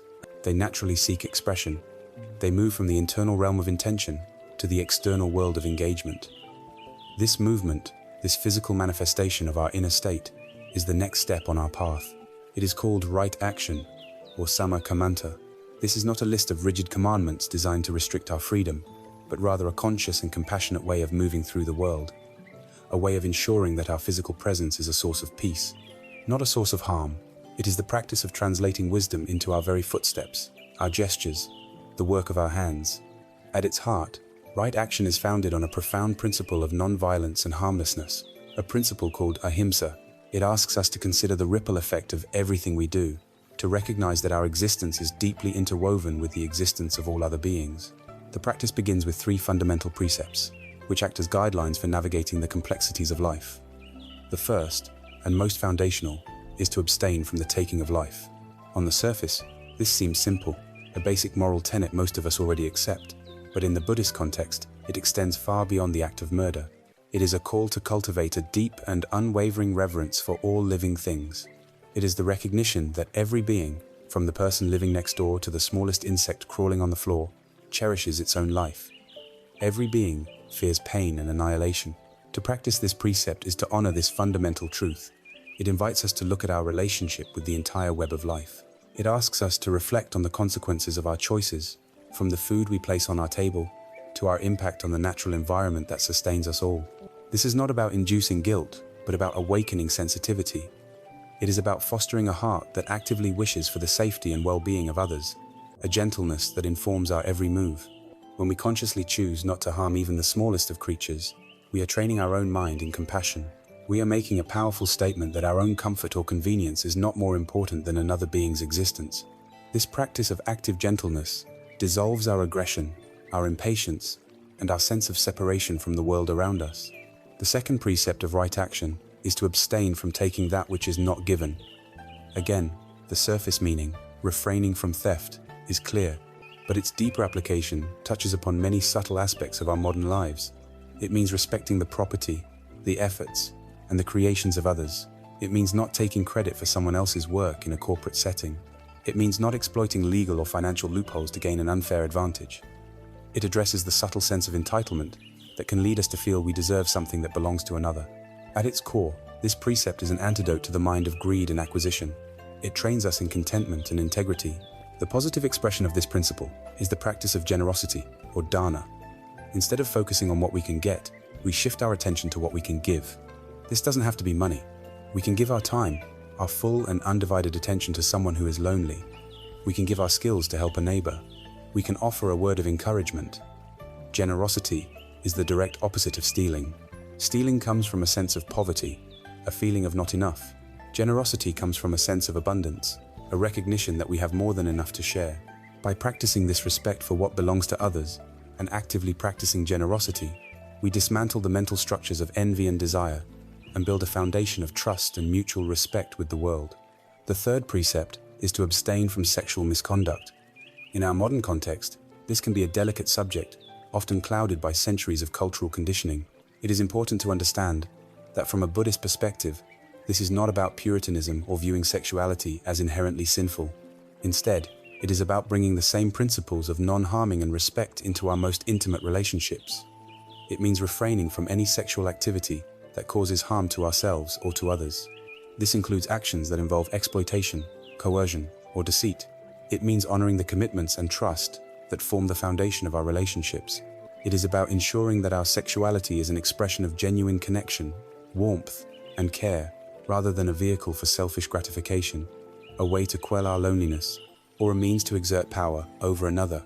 It asks us to be mindful of the emotional impact of our actions, to recognize the profound vulnerability involved in intimacy, and to act in ways that protect and honor that vulnerability in both ourselves and our partners. It is, quite simply, the application of kindness and honesty in the realm of human connection. These three precepts, respect for life, respect for property, and respect for relationships, form the bedrock of ethical conduct. But right action is not merely about avoiding negative actions. It is also about the cultivation of positive, skillful, and compassionate engagement with the world. Perhaps no story illustrates the transformative power of right action more profoundly than that of Angulimala. Angulimala was a fearsome bandit who terrorized the kingdom of Kosala. Misguided by a malicious teacher, he believed he had to collect 1,000 human fingers to complete his spiritual training. He wore a gruesome garland, a mala, of these severed fingers, or anguli, around his neck, which is how he got his name. He was a force of pure terror, a man so lost in violence that entire villages were abandoned in his wake. One day, the Buddha, aware of Angulimala's plight and seeing his potential for awakening, calmly walked toward the forest where the murderer lived. Angulimala saw the Buddha, a lone, serene figure, and thought it would be an easy kill. He began to run, but a strange thing happened. Though the Buddha was only walking at a normal pace, Angulimala, running with all his might, could not catch up. Exhausted and bewildered, he screamed out, "Stop, ascetic! Stop!" The Buddha, without breaking his stride, turned and replied with a calm, clear voice, "I have stopped, Angulimala. It is you who have not stopped." Angulimala was stunned into silence. He asked the Buddha what he meant. The Buddha explained, "I have stopped, for I have laid down the sword against all living beings. I have stopped causing harm. You, however, are unrestrained in your violence. Therefore, I have stopped, and you have not." In that moment, something shifted deep within Angulimala. The compassionate, fearless presence of the Buddha and the profound truth in his words broke through decades of delusion and hatred. The sheer weight of his horrifying actions crashed down upon him. He threw away his weapons, bowed at the Buddha's feet, and asked to become a monk. The story does not end there. Though he became a diligent and peaceful monk, his past karma had not vanished. When he would go into the town for alms, people who remembered his reign of terror would throw rocks and sticks at him, shouting insults. He would often return to the monastery with his robe torn and his head bleeding, but he bore it all with incredible patience, understanding it as the inevitable result of the seeds he himself had sown. He never retaliated, never felt anger. He had truly stopped. His practice of right action was so complete that he eventually became an arhat, a fully enlightened being. The story of Angulimala teaches us several crucial lessons about right action. First, it demonstrates that no one is beyond redemption. The potential for awakening exists within everyone, regardless of their past. Second, it vividly illustrates the law of karma. Karma is not a system of reward and punishment meted out by a divine judge. It is the simple, impersonal law of cause and effect. Our actions, driven by our intentions, are like seeds. Wholesome actions, rooted in generosity, kindness, and wisdom, are wholesome seeds that will eventually ripen into happiness and favorable conditions. Unwholesome actions, rooted in greed, hatred, and ignorance, are unwholesome seeds that will inevitably ripen into suffering for ourselves and for others. Angulimala's past actions brought him stones and insults, but his present practice of right action, his unwavering commitment to non-harming, led him to the ultimate peace of liberation. This understanding is deeply empowering. It means we are not helpless victims of fate. We are the architects of our own lives. By choosing our actions in the present moment, we are actively shaping our future. Therefore, right action is far more than a simple moral code. It is the conscious, moment-to-moment process of planting seeds of peace. It is seeing the trash on the sidewalk and picking it up. It is offering your seat on the bus to someone who needs it more. It is taking the time to truly listen to a friend in distress. It is choosing to act with integrity when no one is watching. It is the embodiment of our spiritual practice, the place where our inner calm touches the outer world and helps to heal it. It is the understanding that every small act of kindness sends a ripple of peace out into the world, and every act of harm sends a ripple of pain. It is not about achieving perfection, but about cultivating a sincere and persistent intention to cause no harm and, whenever and wherever possible, to create good. As we integrate this principle into our lives, a natural question arises: how can we maintain this ethical compass in the very activity that occupies most of our waking hours, the way we earn our living? This brings us to the next fold of the path, a crucial extension of our actions into the sphere of our work and our contribution to society, the practice of right livelihood. Our practice of right action, of planting seeds of peace through our daily conduct, cannot be confined to our personal lives alone. For most of us, the single largest portion of our waking hours is dedicated to our work, the way we earn our living. This vast expanse of time can either be a source of profound stress, a part of our life that we cordon off from our spiritual aspirations, or it can become one of the most fertile fields for our practice. The path of wisdom does not ask us to create a false division between our work life and our real life. It invites us to integrate them. This integration, this extension of ethical and mindful conduct into our professional lives, is the essence of right livelihood, or Samma Ajiva. It is the radical act of aligning the way we sustain ourselves economically with our deepest values of compassion, non-harming, and wisdom. The Buddha, in his timeless guidance, was very specific about certain trades that are inherently in conflict with this path, because they are fundamentally built upon causing harm. He pointed to 5 kinds of business that a practitioner should avoid. The first is business in weapons, for one cannot profit from the tools of destruction and conflict while trying to cultivate a heart of peace. The second is business in human beings, which includes any form of slavery, trafficking, or exploitation that treats other people as commodities for profit. The third is business in meat, which involves profiting from the direct killing and suffering of living beings. The fourth is business in intoxicants, such as alcohol or recreational drugs, which profits from selling substances that cloud the mind, destroy mindfulness, and lead to heedlessness. And the fifth is business in poisons, profiting from any substance designed explicitly to kill or to harm. The underlying principle connecting these five is clear. They all depend on generating suffering, delusion, or death. They are a direct contradiction to a path dedicated to alleviating suffering and cultivating clarity. In our complex modern world, most of us are not arms dealers or slave traders, but this principle of non-harming invites a much deeper and more subtle inquiry into our own work. We are encouraged to look honestly at the effects of our profession. Does my work, directly or indirectly, exploit people or drain their resources? Does it contribute to the destruction of the natural environment? Does it thrive on promoting greed, envy, or anxiety, such as in manipulative advertising or predatory financial services? Does my industry depend on the addiction or ignorance of its customers? These are not easy questions, and the answers are rarely black and white. The purpose of this inquiry is not to generate guilt or to encourage everyone to immediately quit their jobs. It is to bring the light of awareness into a part of our lives we often perform on autopilot. It is the beginning of a conscious and ethical engagement with our role in the vast interconnected economic web. For most of us, the most practical and profound application of right livelihood lies not in what we do, but in how we do it. The reality is that many of us find ourselves in jobs that are not our dream, that feel monotonous, or that are part of systems we cannot fully endorse. The path does not say we must all become organic farmers or meditation teachers. The path says we can bring our practice right into the heart of our current situation. Consider the story of two carpenters, both given the same task of building a table. The first carpenter works with a mind full of resentment. He despises his boss. He feels underpaid. His thoughts are on the weekend, anywhere but here. To him, the wood is an obstacle. The tools are a burden. His movements are careless, impatient. He is building the table, only to get a paycheck. His work is a source of suffering, a period of his life he must endure. The second carpenter, however, approaches the same task with a different quality of mind. He begins by respectfully laying out his tools. He picks up the wood and feels its texture, its weight, its grain. His mind is not in the past or the future. It is right here, with the saw, with the line he must cut. Each movement is precise, deliberate, and mindful. The act of sanding the wood until it is perfectly smooth becomes a form of meditation. He is not just building a table. He is engaged in the sacred act of creation. He takes a quiet joy in the integrity of his work, in making something useful and beautiful.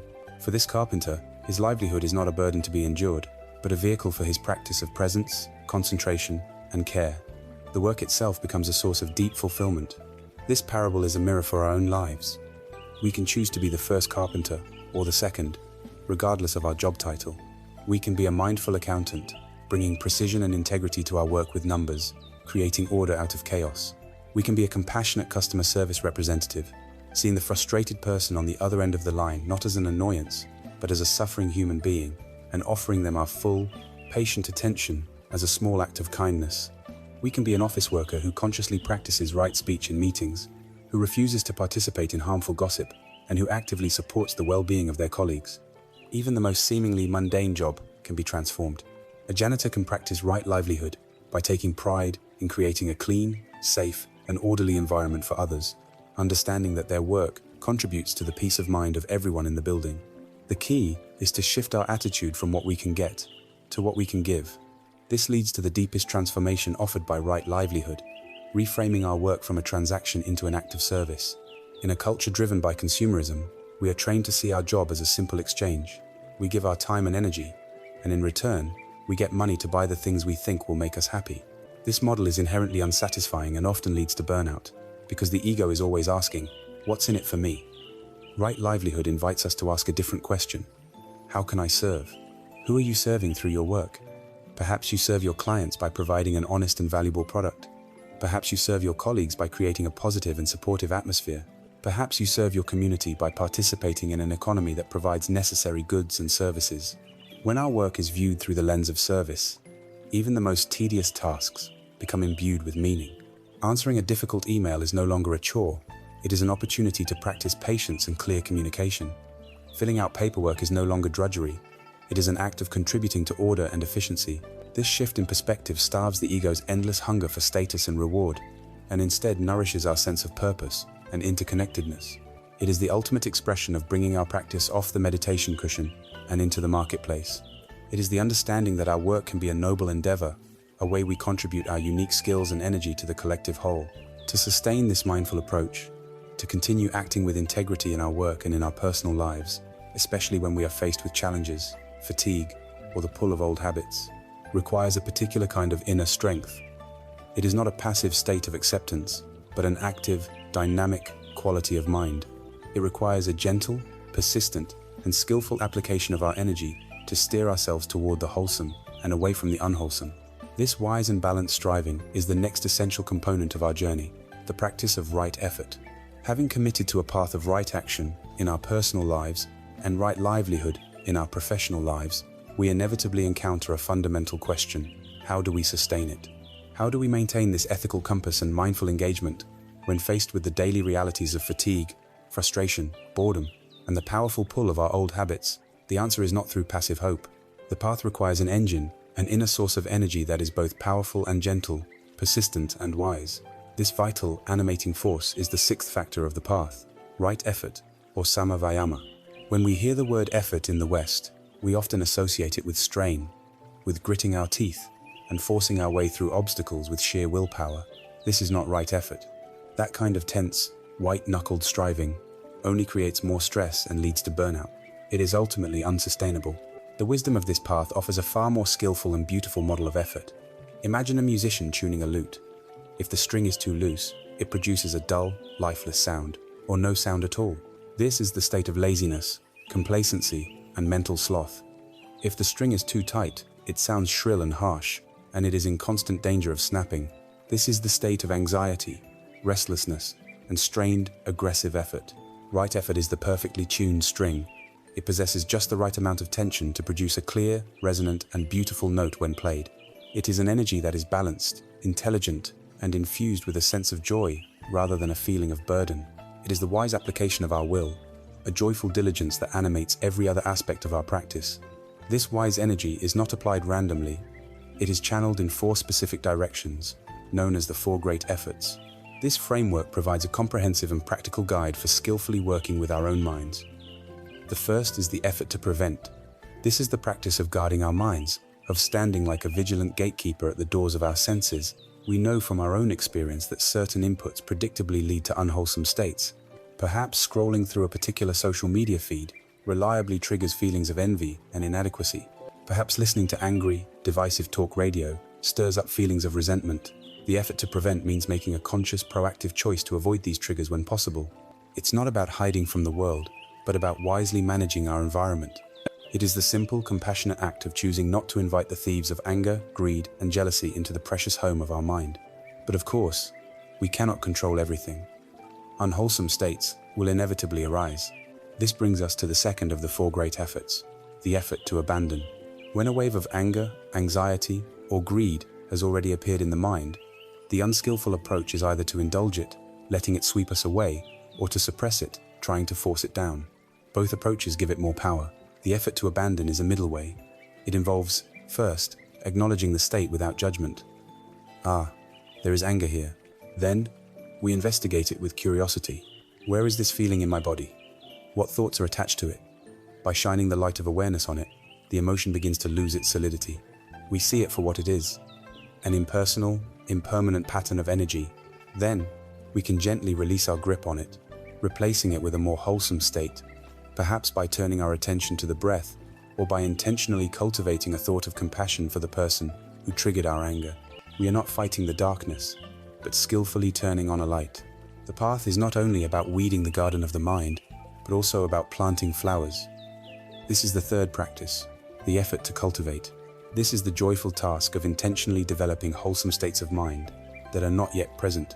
It is the active generation of qualities like loving kindness, compassion, generosity, patience, and concentration. If you notice your heart has become closed or critical, you can consciously practice cultivating kindness. You might sit for a few minutes and actively wish yourself and others well. You might go out of your way to do something generous for a stranger. You are intentionally creating the causes and conditions for goodness to blossom within you. It is a proactive approach to mental well-being, taking responsibility for the inner landscape we wish to inhabit. Finally, once a flower has bloomed, we must tend to it. This is the fourth and final practice, the effort to maintain. This is the effort to sustain and nurture wholesome states of mind that have already arisen. So often, when a moment of genuine peace, clarity, or joy appears, we barely notice it before our restless mind has already moved on to the next problem or plan.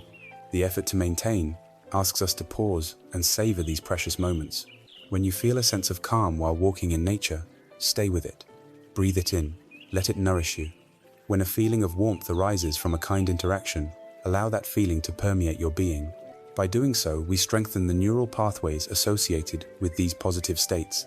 We are training our brain to return to peace more easily.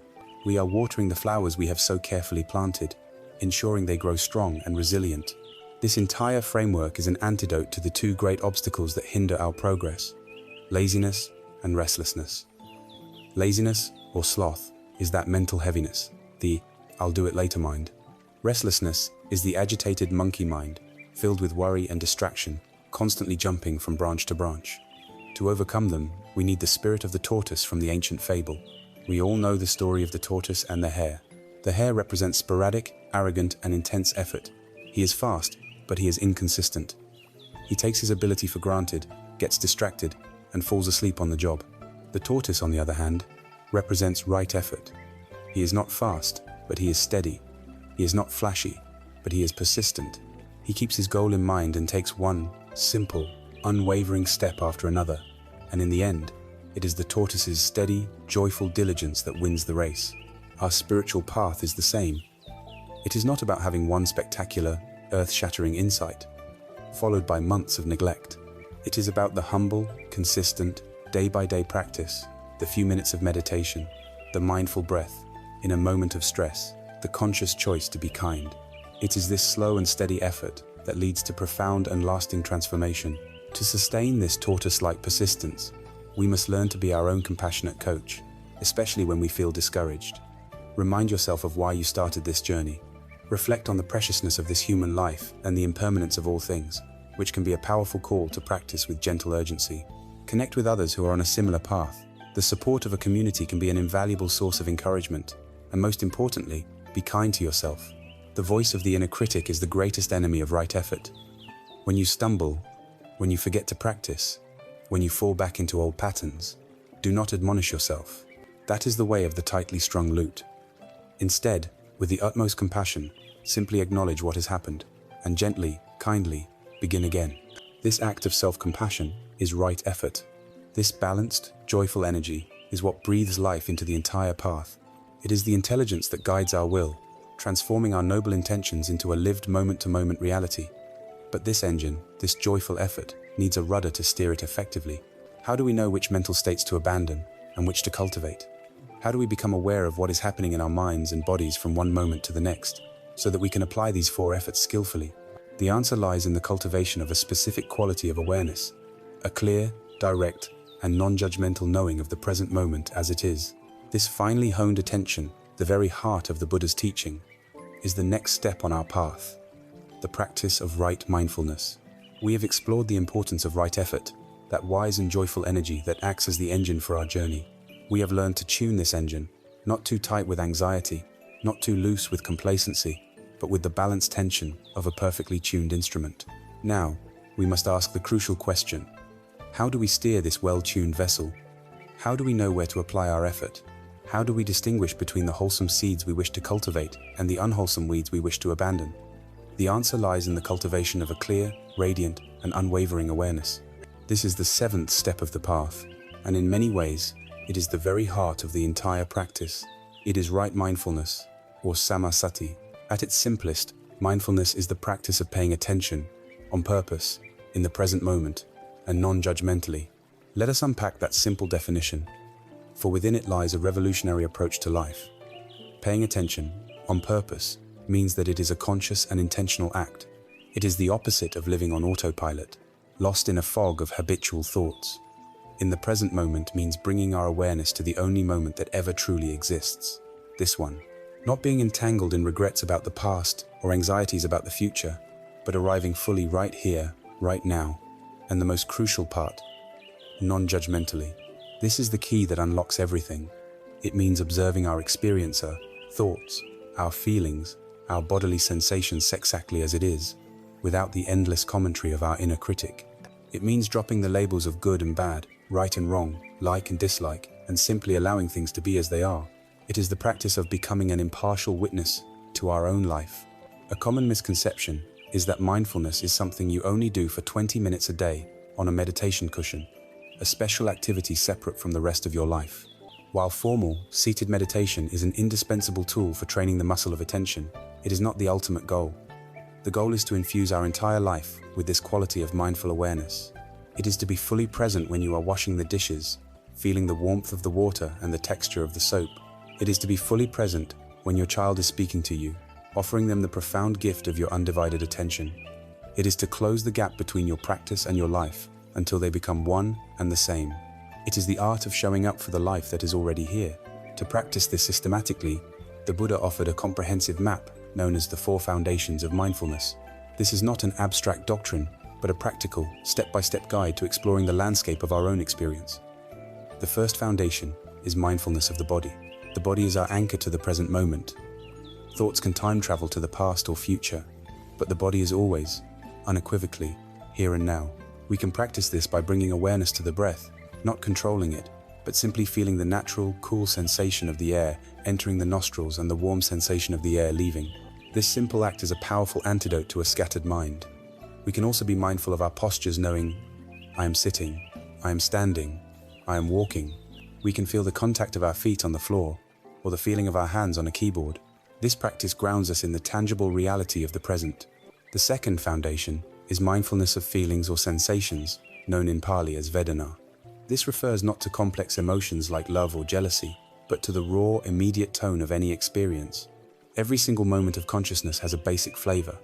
It is either pleasant, unpleasant, or neutral. The warm sun on your skin is pleasant. The sound of a loud siren is unpleasant. The feeling of your shirt against your arm is likely neutral. The practice is to simply note this basic tone: pleasant, unpleasant, neutral as it arises, without reacting to it. This is revolutionary. Our entire lives are typically driven by an unconscious, relentless pursuit of pleasant feelings and an equally relentless aversion to unpleasant ones. This is the engine of craving and suffering. By mindfully observing these tones without being swept away by them, we begin to dismantle that engine. We learn to find a deep equanimity that is not dependent on whether our experience is pleasant or not. The third foundation is mindfulness of the mind itself. This means turning our awareness to observe the overall state of our consciousness. We learn to recognize, the mind is currently experiencing greed, or the mind is contracted with anger, or the mind is peaceful and calm, or the mind is scattered and distracted. The key, again, is the absence of judgment. It is not, I am such an angry person, I shouldn't be feeling this. It is simply, the mental state of anger is present right now. This creates a crucial space. You are no longer identified with the anger. You are the awareness that is observing the anger. In that space lies freedom.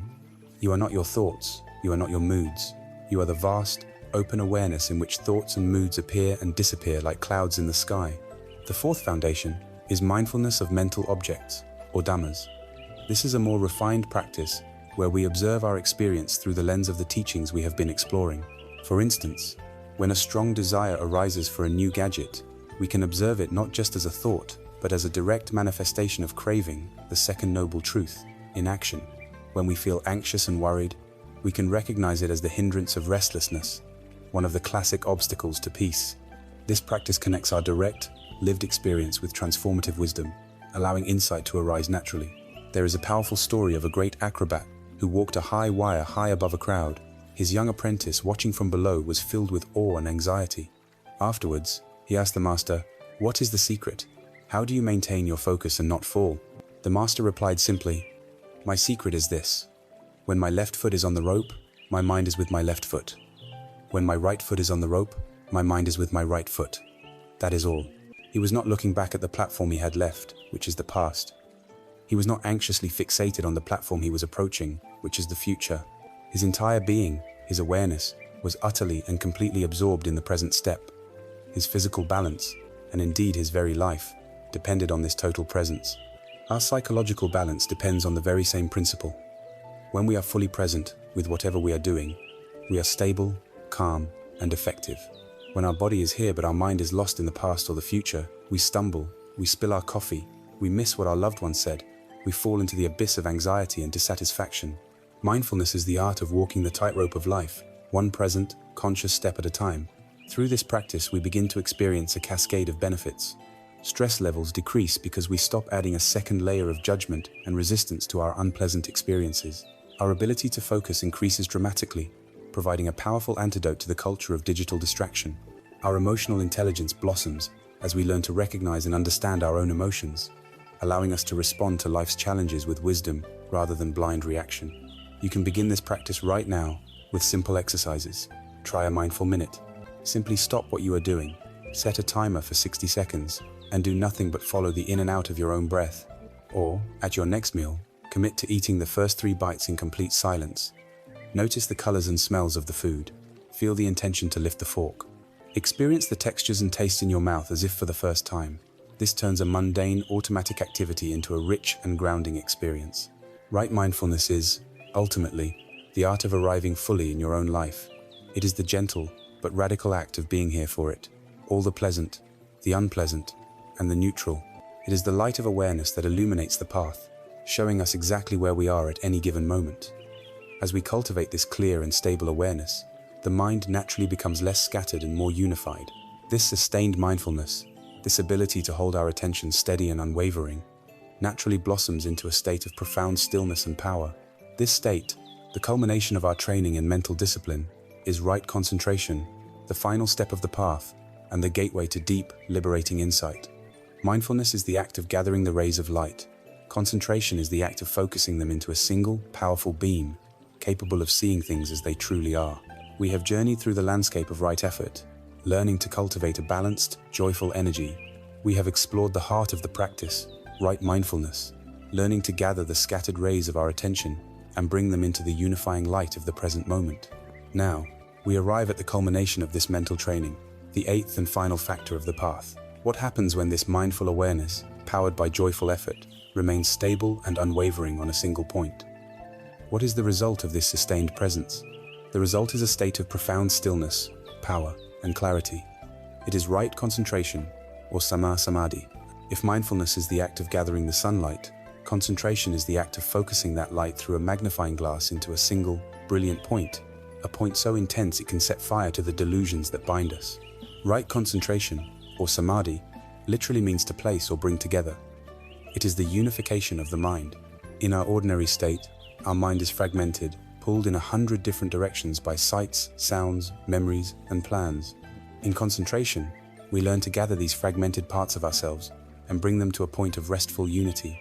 It is the ability to place our attention on a single object of meditation, most commonly the breath, and have it remain there, settled and serene, without being carried away by the endless stream of thoughts. This is the natural and beautiful fruit of practicing the preceding 7 factors of the path. Right view gives us the map. Right thought clears the intention. Right speech, action, and livelihood calm our external lives. Right effort provides the gentle energy, and right mindfulness acts as the constant, gentle shepherd, guiding our wandering attention back, again and again, to our chosen home. It is vital to clear away a common misunderstanding about meditation and concentration. Many people believe the goal is to empty the mind or to stop thinking. This is not only incorrect, it creates a sense of struggle and failure. You cannot force the mind to be silent, any more than you can command the ocean to cease its waves. The practice of concentration is not about fighting our thoughts. It is about changing our relationship to them. As we gently and persistently rest our attention on the breath, the endless chatter of the mind begins to lose its grip. The thoughts are still there perhaps, but they recede into the background, like the sound of distant traffic when you are engrossed in a beautiful piece of music. They no longer command center stage. The state of concentration is not a dull, empty trance. It is the very opposite. It is a state of heightened awareness, of incredible lucidity and vibrancy. As the mind settles, it becomes filled with states of profound well-being known as piti, or rapture, and sukha, a deep, unshakable bliss. This is a happiness that is not dependent on anything external, not on success, not on relationships, not on possessions. It is a joy born of stillness and purity. To experience this, even for a short time, is transformative. It proves to us that a source of profound peace exists within us, independent of the chaotic conditions of the world. This gives us the faith and courage to continue on the path. The classic image for a concentrated mind is that of a lake. In its ordinary state, our mind is like a lake, whipped into a frenzy by the winds of the five hindrances: the wind of sensual desire, the wind of ill will, the wind of lethargy, the wind of restlessness, and the wind of doubt. When the water is choppy and churning, the sediment is stirred up from the bottom, making the water murky and opaque. You cannot see what lies beneath, and the surface reflects nothing clearly. It gives a distorted, broken image of the world. This is our normal, agitated mind. Through the practice of mindfulness and concentration, the winds begin to die down. As the mind settles upon the breath, the water of the lake becomes progressively more still and clear. The sediment of our mental chatter gently settles. The surface becomes as smooth and flawless as a mirror. Now, two things happen. First, you can see all the way to the bottom. You can see the pebbles, the plants, the fish swimming within the inner workings of your own mind with perfect clarity. Second, the surface now perfectly reflects whatever is above it: the vast blue sky, the brilliant moon, the countless stars. This is the mind in a state of samadhi. It is only from this place of profound stillness that we can see reality as it truly is, free from the distortions of our own agitation. This leads to the crucial interplay between the two wings of awakening: samatha, or tranquility, and vipassana, or insight. Samatha is the practice of developing this calm, stable concentration. It is the stilling of the lake. It is the building and focusing of the instrument. Vipassana is the practice of using that calm, stable mind to investigate the nature of reality. It is the clear seeing that the still lake allows. To illustrate this, imagine a brilliant scientist. First, she must painstakingly build a powerful microscope. This requires skill, patience, and effort. This is samatha. Once the microscope is built, calibrated, and perfectly focused, she can then use it to look at a slide. This is vipassana, and through this powerful, focused lens, she sees a world that is completely invisible to the naked eye. She sees the intricate dance of cells, the constant arising and passing away of phenomena, the interconnectedness of it all. Our practice is the same.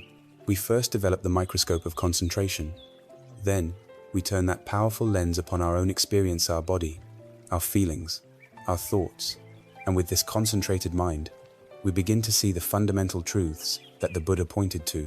We see directly the truth of impermanence, anicca, as we watch thoughts and sensations arise and vanish without a trace.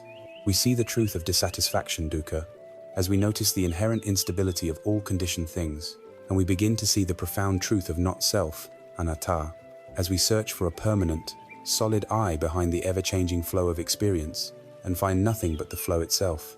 While deep states of meditative absorption, known as the jhanas, may seem like a distant goal, the practice of concentration is beneficial at every stage. Even developing moments of access concentration, where the mind is simply able to remain with the breath for a few minutes without being swept away, is a profound achievement. These moments are oases of peace in our frantic modern lives. They are healing balms for a nervous system frayed by constant stimulation. Each time we notice our mind has wandered, and we gently, without judgment, guide it back to the breath, we are strengthening that muscle of unification. We are taming the wild elephant of the mind, one gentle return at a time. With right concentration, we have completed our survey of the Noble Eightfold Path. We have traveled from right view, our guiding map, through the ethical practices that calm our conduct, to the mental disciplines that culminate in this powerful, unified state of mind. We now possess a full set of tools. We have an awareness that is bright, a heart that is compassionate, and a mind that can be collected and still. We have, in essence, forged and sharpened a powerful instrument. Now, the next phase of our journey begins. We will take this instrument and apply it directly to the specific challenges and delusions of our contemporary world. Having cultivated an inner stillness, we can now turn to face the relentless noise of modern life, not with fear or aversion, but with the clear eyes and steady hand of a wise craftsperson, ready to deconstruct the illusions that surround us, starting with the alluring and often suffocating gilded cage of materialism. We have now traveled the entirety of the Noble Eightfold Path. We have forged in the smithy of our own mind a complete set of tools: the clear understanding of right view, the compassionate intention of right thought, the ethical grounding of right speech, action, and livelihood, and the profound mental discipline of right effort, mindfulness, and concentration. Our instrument of awareness is now sharp, balanced, and ready. The time has come to turn this instrument away from the abstract blueprint of the path and point it directly at the concrete walls of the world we inhabit. We begin with one of the most powerful, seductive, and ultimately stressful forces in modern life. The pervasive ideology of materialism. We step out of the quiet inner workshop and into the dazzling, noisy marketplace of the 21st century. Materialism presents itself as a beautiful promise. It is a gospel preached from every billboard, every television commercial, and every curated social media feed. The message is simple and seductive. Happiness is available for purchase. Security can be found in a larger house, freedom in a faster car, connection in a newer phone, and self-worth in a designer label. It whispers to us that the feeling of emptiness, of anxiety, of being not quite enough, is simply a problem of acquisition. If only we had that thing, the next thing, the better thing, then the vague ache of dissatisfaction at the core of our life would finally be healed. But the wisdom of the path we have just explored reveals this promise for what it is: a profound illusion. Materialism is an attempt to find an external solution for what is fundamentally an internal condition. It is an attempt to quench the thirst of craving, or tanha, by pouring more salt water down our throats. It cannot, and will not, ever work. This is not a moral judgment, but a practical observation of a mechanism known as the hedonic treadmill. We feel a lack, we identify an object we believe will fill it, we strive and work to acquire it, and for a brief moment upon attaining it, we experience a spike of pleasure and relief. But then, inevitably, the novelty fades. The new car becomes just the car, a familiar object that gets stuck in traffic like any other. The new phone becomes just the phone, its initial magic lost in the routine of daily use. Our baseline of happiness returns to where it was before, but our baseline of desire has now been raised. The treadmill has moved, and we are still walking, now needing something even newer, better, and more expensive to get the same fleeting high. This is a recipe for perpetual anxiety, comparison, and a deep-seated feeling of never arriving, of never having enough. It is a gilded cage. The bars are made of gold, but it is a cage nonetheless, and it keeps us trapped in a cycle of suffering. How do we pick the lock and escape? The key is our practice of mindfulness. Instead of being a passive consumer of our own desires, we become a curious scientist of our inner world. When the urge to buy something arises, instead of immediately reaching for our wallet or clicking add to cart, we pause. This pause is our first act of freedom. In this space, we apply our tools. We practice mindfulness of the trigger. What just happened to make this desire arise? Was it an advertisement designed to create a feeling of lack? Was it seeing a friend's new possession on social media, sparking a flicker of envy? Was it a feeling of boredom, loneliness, or stress that we are trying to soothe with the temporary comfort of consumption? By identifying the trigger, we begin to see how easily our inner state can be manipulated by external forces. Next, we turn our awareness to the feeling itself. What does wanting actually feel like in the body? We investigate it with gentle curiosity. Is it an agitated, buzzing energy in the chest? A tightness in the stomach? A sense of frantic urgency?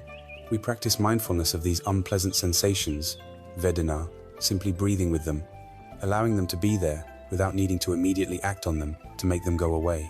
We learn, through direct experience, that we can tolerate the discomfort of wanting. It will arise, and it will also pass away, all on its own. We then observe the thoughts that fuel the desire. I've worked hard, I deserve this. This will finally make me happy. It's on sale. I can't miss this opportunity. We learn to see these as just thoughts, impersonal mental events, bubbling up and passing away, not as direct commands from a central authority. In this spacious, mindful investigation, the desire loses its power. The compulsion dissolves, and we are left with a choice, rather than an impulse. The direct antidote to the poison of endless craving is the cultivation of its opposite, contentment, or santuthi. This is the radical and deeply countercultural realization that true wealth is not having everything you want, but wanting everything you have. It is a shift from a mind of poverty, which is always focused on what is lacking, to a mind of abundance, which appreciates the blessings that are already present. This naturally leads to a life of simplicity. This is not about grim, joyless austerity. It is about the joyful, liberating discovery of what is truly enough. It is the conscious process of decluttering our lives, not just our physical spaces, but our mental space as well. Every object we own demands a piece of our life's energy. The energy to earn the money to buy it, the energy to maintain it, the energy to clean it, to store it, to insure it, and to worry about it. By consciously choosing simplicity, we reclaim that precious energy and can invest it in things that bring genuine and lasting well-being. Our relationships, our creativity, our peace of mind, our spiritual growth. There is a timeless story that perfectly illustrates this principle. A rich and powerful king, living in a magnificent palace surrounded by every imaginable luxury, went to visit a wise ascetic who lived in a forest with nothing but a simple robe to wear and a bowl for his food. The king, feeling a mixture of pity and pride, asked the ascetic, "Looking at our two lives, one of us must be happier than the other. Who do you think it is?" The ascetic, sitting peacefully in the shade of a tree, smiled warmly at the king and said, "Your Majesty, that is a question we cannot possibly answer today. We must wait until the moment of our deaths, for it is only then that we will truly see which of us can let go of his world with greater ease." This profound reply points to the heart of the matter. Our happiness is not measured by what we accumulate, but by our freedom from attachment. The more we cling to, the more we suffer when it changes or is lost. And this brings us to the ultimate tool for overcoming materialism, the deep contemplation of impermanence, anicca. Take a moment and think of your most cherished possession. See it clearly in your mind. Now, reflect on its journey. It was assembled from raw materials at a certain point in time. It exists now, in your possession, but it is in a constant state of subtle decay, and one day it will inevitably be broken, lost, sold, or it will simply outlive you and fall into other hands. Its form is temporary. Your ownership of it is temporary. You cannot hold on to it forever. Meditating on this is not meant to be morbid or depressing. It is a dose of powerful reality that loosens the tight grip of clinging. When we truly understand and accept the impermanent nature of all things, we can still use them, care for them, and even enjoy them, but we do so with a light and easy touch. Our happiness is no longer held hostage by their fate.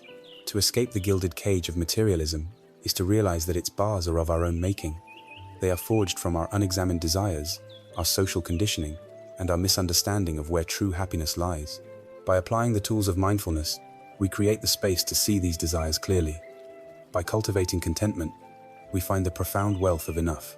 And by contemplating impermanence, we learn to hold our possessions lightly, as a wise traveler holds their belongings, knowing they are just for a time. We discover that the greatest luxury is not a material object, but a peaceful mind, free from the exhausting endless pursuit of more.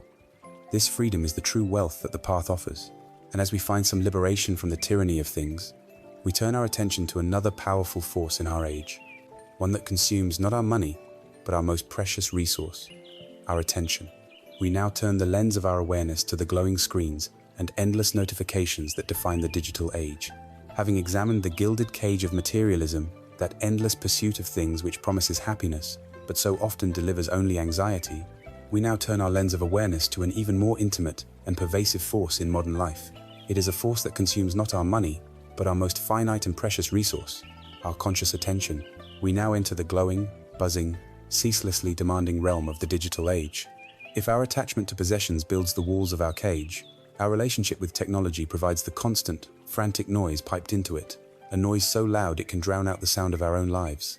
The very same mechanism of craving, of tanha, that drives us to want more things is the exact mechanism that hooks us into the endless scroll, the next notification, the next digital hit. Let us be clear, technology itself is not the enemy. Like any powerful tool, it can be used for great good, for connection, for learning, for creativity. The path is always a middle way, not a path of extreme rejection. The challenge lies not in the technology itself, but in the business model that currently drives it. We live in an attention economy. The goal of many of the platforms we use every day is not necessarily to make us happier or wiser. It is to capture and hold as much of our attention for as long as possible, because our attention is the commodity they sell to advertisers. To achieve this, these platforms have become masters of applied psychology, and their methods exploit the very mental habits we are trying to overcome. The infinite scroll on a social media feed is a perfect example. It is a bottomless bowl designed to prey on our mind's craving for novelty. There is no end point, no moment of completion, so the mind is tricked into continuing its search, always believing the next interesting thing is just a thumb flick away. The notifications, the pings, the buzzes, the little red dots are engineered to function like a slot machine. They operate on a variable reward schedule, the most powerful kind for forming a habit or an addiction. We don't know when the next like or message will come, so we are conditioned to check and check again, seeking that tiny, fleeting dopamine hit of validation. We become like rats in a lab, compulsively pressing a lever for a pellet of social approval. We are outsourcing our self-worth to the whims of an algorithm. The result of this constant, low-grade stimulation is a mind that becomes chronically fragmented, agitated, and shallow. We lose the capacity for deep, focused thought. We find it harder to read a book, to hold a long conversation, or to simply sit in silence without feeling a phantom itch to reach for our device. The ancient Buddhist teachings have a perfect metaphor for this state of mind, the monkey mind. They describe the untrained mind as being like a wild monkey, swinging frantically through the trees, leaping from one branch to another, never still, always chattering, driven by one fleeting impulse after another. Now, imagine giving that monkey a triple espresso and a smartphone with notifications turned on. That is the modern, digitally saturated mind. Our technology has supercharged the monkey's innate restlessness, making it almost impossible to find a moment of peace. The practice of mindfulness, then, is the patient and compassionate process of taming this overstimulated monkey. It is not about punishing or trying to kill the monkey. It is about gently, and with infinite patience, training it to come down from the branches, to sit still with us, even for just a few moments at a time. So how do we begin this taming process? We use the very same tools of the Eightfold Path. We begin with right thought, which is the cultivation of clear intention. Before you instinctively pick up your phone, pause. Ask yourself, what is my intention right now? Am I picking it up as a skillful tool to accomplish a specific task, to call a loved one, to navigate to a destination, to look up a piece of information? Or am I picking it up as a sedative, to numb myself from a feeling of boredom, loneliness, or anxiety? This simple question is an act of profound mindfulness, and it begins to untangle the knot of compulsive use. We then apply right effort, specifically the effort to prevent unwholesome states from arising. The most powerful practical step you can take is to perform a notification triage. Go into your phone's settings and ruthlessly turn off every single notification, every banner, every sound, every red dot that is not from a living, breathing human being who may urgently need to contact you. This single act is revolutionary. It stops the slot machine from pulling its lever on you. It puts you back in the driver's seat. You decide when it is time to check for updates. The app no longer gets to decide for you. You are reclaiming your sovereignty. We can also apply this effort by creating sacred, screen-free spaces and times. Perhaps the first 30 minutes of the day are reserved for quiet reflection, and the last hour before sleep is dedicated to reading a physical book, allowing the mind to calm itself before rest. Perhaps the dinner table becomes a device-free zone, a space reserved for genuine human connection. These are not punishments. They are gifts of silence and presence that we give to ourselves. The ultimate goal is to transform technology from our master into our servant. For many of us, the dynamic is currently reversed. We are servants to our devices, responding instantly to their every ping and buzz, putting their demands before the demands of the real people and the real world right in front of us. To be a master of the tool means using it with deliberation and purpose. You would not pick up a hammer and just start randomly banging it around your house. You pick it up when you have a nail to drive, and when the job is done, you put it down. We must learn to treat our digital devices with the same focused respect. Use it for the task, then put it away. Close the laptop, turn the phone over. Return your attention to the vast, rich, three-dimensional world. By applying these practices, we begin to tame the monkey mind. We create small clearings of silence in the dense jungle of digital noise. In these clearings, we can once again hear ourselves think. We can feel our own emotions without immediately seeking to numb them. We can connect with the people we love without the nagging distraction of a world in our pocket.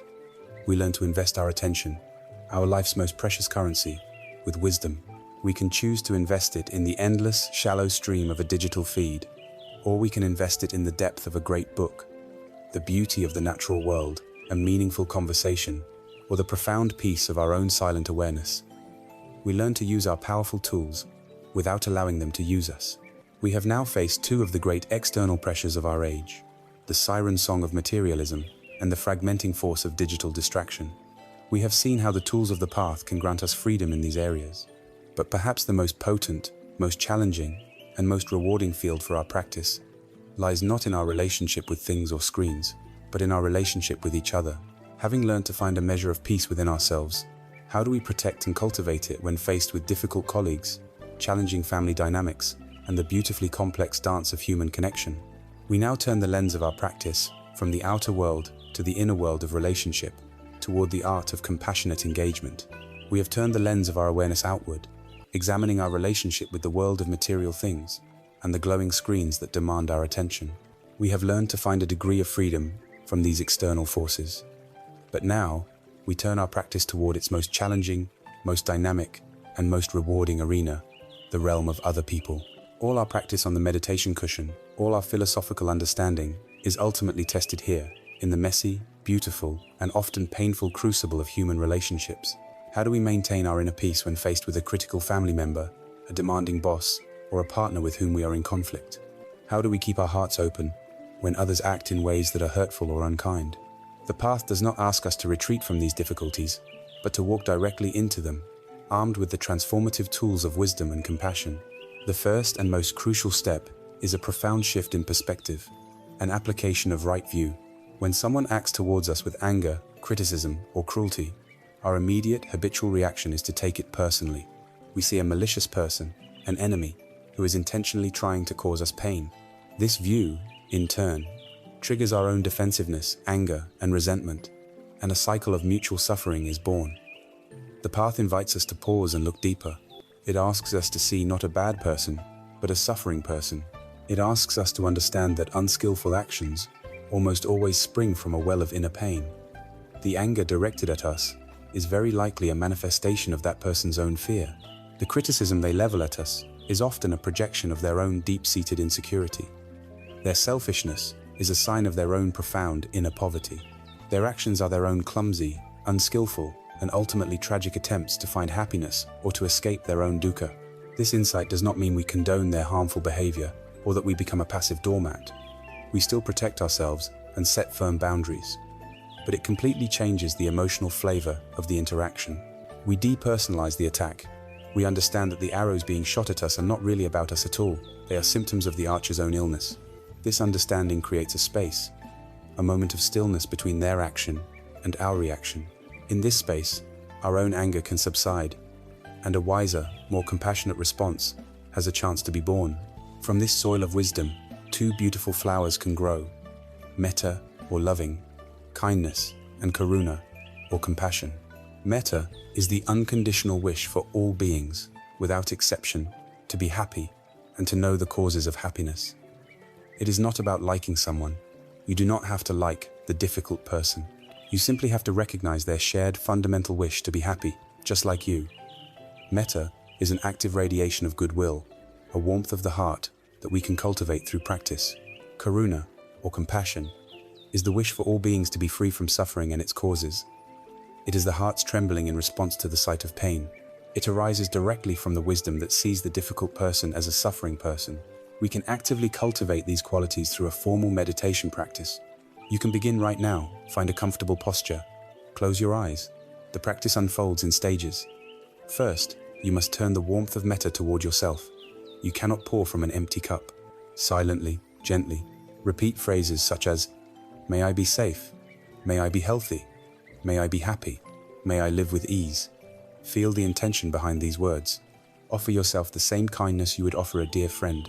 After some time, bring to mind a benefactor or a loved one, someone for whom you feel easy and uncomplicated affection. Hold their image in your mind and extend the same wishes to them. May you be safe. May you be healthy. May you be happy. May you live with ease. Feel your heart opening to them. Next, bring to mind a neutral person, someone you see, but have no strong feelings about: a cashier at the store, a person you pass on your commute. Extend the same wishes of Mettā to them. This begins to stretch the muscle of your heart, training it to offer kindness beyond your personal circle of preferences. Now comes the most challenging and transformative stage. Gently, bring to mind the difficult person, the one with whom you have a conflict, holding in your heart the understanding that their actions come from their own deep suffering. See if it is possible, even just a little, to offer them the same wishes. May you find peace. May you be free from your anger and fear. May you be happy. Acknowledge how difficult this is. If you feel resistance, that is perfectly okay. Do not force it. Even the smallest flicker of this intention, for a single second, is a monumental victory over lifetimes of habitual aversion.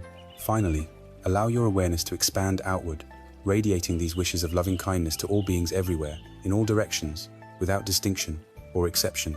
This practice, done regularly, literally rewires our brains, softening the well-worn grooves of anger and building new pathways of kindness and connection.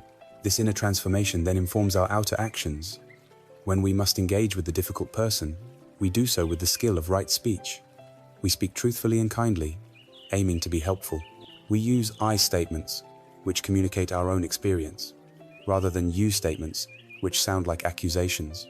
Instead of "you always criticize me," we might say, "When I hear those words, I feel hurt. And we practice the other half of right speech, deep listening. We listen not with the intent to form a rebuttal, but with the genuine desire to understand the suffering behind the other person's words. This approach can de-escalate conflict and open the door to genuine communication. The journey from personal pain to universal compassion is beautifully captured in the story of Kisa Gotami. She was a young woman whose infant son died. Driven mad by a grief so immense she could not accept it, she carried her son's lifeless body through her village, begging everyone she met for medicine that could bring him back to life. A compassionate villager directed her to the Buddha. The Buddha looked upon her with infinite kindness. He did not dismiss her desperate plea. He said, "I can make such a medicine, but to do so, I require one ingredient. You must go and bring me a single mustard seed from a house where no child, no spouse, no parent, no servant thus ever died." Filled with a surge of hope, Kisa Gotami went from house to house. At every door, people pitied her and were eager to give her a mustard seed. But when she asked her crucial question, the same story was repeated everywhere. One family said, "We have a mustard seed, but our eldest son died last year." Another said, "Please take this seed, but do not remind us of our grief for our mother who passed away." She went to every house in the village, and then to the next village, and found no home untouched by death. As the sun began to set, the profound truth dawned on her. Her personal, unbearable suffering was not unique to her. It was the universal condition of being human. Loss touches everyone. Her heart, which had been so tightly clenched around her own private grief, broke open. It broke open with a vast compassion, not just for herself, but for every other person in the world who had ever known such pain. Her suffering became the doorway to a boundless empathy. This is the final gift of working with difficult relationships. They show us our shared humanity. The person who causes us pain is also wrestling with loss, fear, and insecurity, just as we are. Seeing this allows us to practice the final, liberating act: forgiveness. Forgiveness is widely misunderstood. It is not about saying that what the other person did was okay. It is not about forgetting the harm, and it is not a gift that we give to the other person. Forgiveness is a gift we give to ourselves. Holding on to anger and resentment is like grasping a hot coal with the intent of throwing it at someone else. You are the one who gets burned. To forgive is to make the conscious decision to put down that hot coal. It is the ultimate act of self-love, the fulfillment of the wish, "May I live with ease." It is releasing ourselves from the heavy, toxic burden of the past so that we can be free. In learning to transform our relationships, we learn to change not the other person, but ourselves. We shift our view from blame to understanding. We soften our hearts with loving kindness. We engage with skillful speech, and we free ourselves through forgiveness. But this entire process raises a deep and profound question. We speak of myself who gets hurt, and the other who causes the hurt. But what exactly is this self that we work so tirelessly to protect and defend? What is this I at the center of our story? To find the root of our suffering and the ultimate liberation, we must now turn the focused lens of our awareness onto the very idea of selfhood. We must investigate the most radical and freeing teaching of the path, the liberating truth of no self. We have journeyed through the complexities of our relationships, learning to meet others with a heart of compassion and a mind of wisdom. This exploration of the dynamic between self and other leads us now to the most intimate inquiry of all. We have spent our entire lives assuming the existence of a central character in our story. This character, this I, is who we believe gets hurt, feels joy, becomes angry, and strives for peace. We have worked tirelessly to protect it, promote it, and polish its image. But now, with the focused power of a calm and concentrated mind, we must ask the most radical question on the path. What is this self? If we look for it, can it actually be found? We now venture into the profound teaching of anatta, or not self, the insight that, more than any other, has the power to cut the root of our suffering. The conventional feeling of self is powerful and deeply convincing. We feel like a constant, stable entity residing somewhere behind our eyes, a thinker of our thoughts, a feeler of our feelings, a CEO in the headquarters of the mind-body.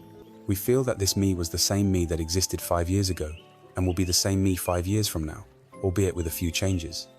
The Buddha's teaching challenges this fundamental assumption directly. He taught that this solid, separate, continuous self is a powerful illusion, a mirage created by a confluence of processes. It is not an existing entity, but a story the mind tells itself, moment by moment. This is not a dogma to be believed, but a truth to be investigated through our own direct experience.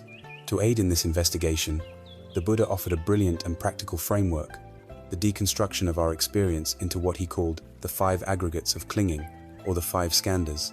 These 5 categories, taken together, are the sum total of what we call a person. If a self is to be found, it must be found somewhere within them. Let us look together. The first aggregate is form, or rupa. This is our physical body and the entire material world. Look at your hand. Is this hand you?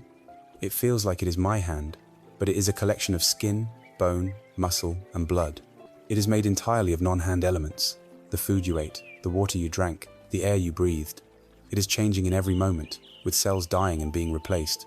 If you were to lose your hand in an accident, would the essential you be gone? A number. The body is a biological process, not a static entity. When we look closely, we cannot find a solid, unchanging self in the aggregate of form. The second aggregate is feeling, or vedana. These are the pleasant, unpleasant, and neutral tones that arise with every moment of experience, which we have already explored.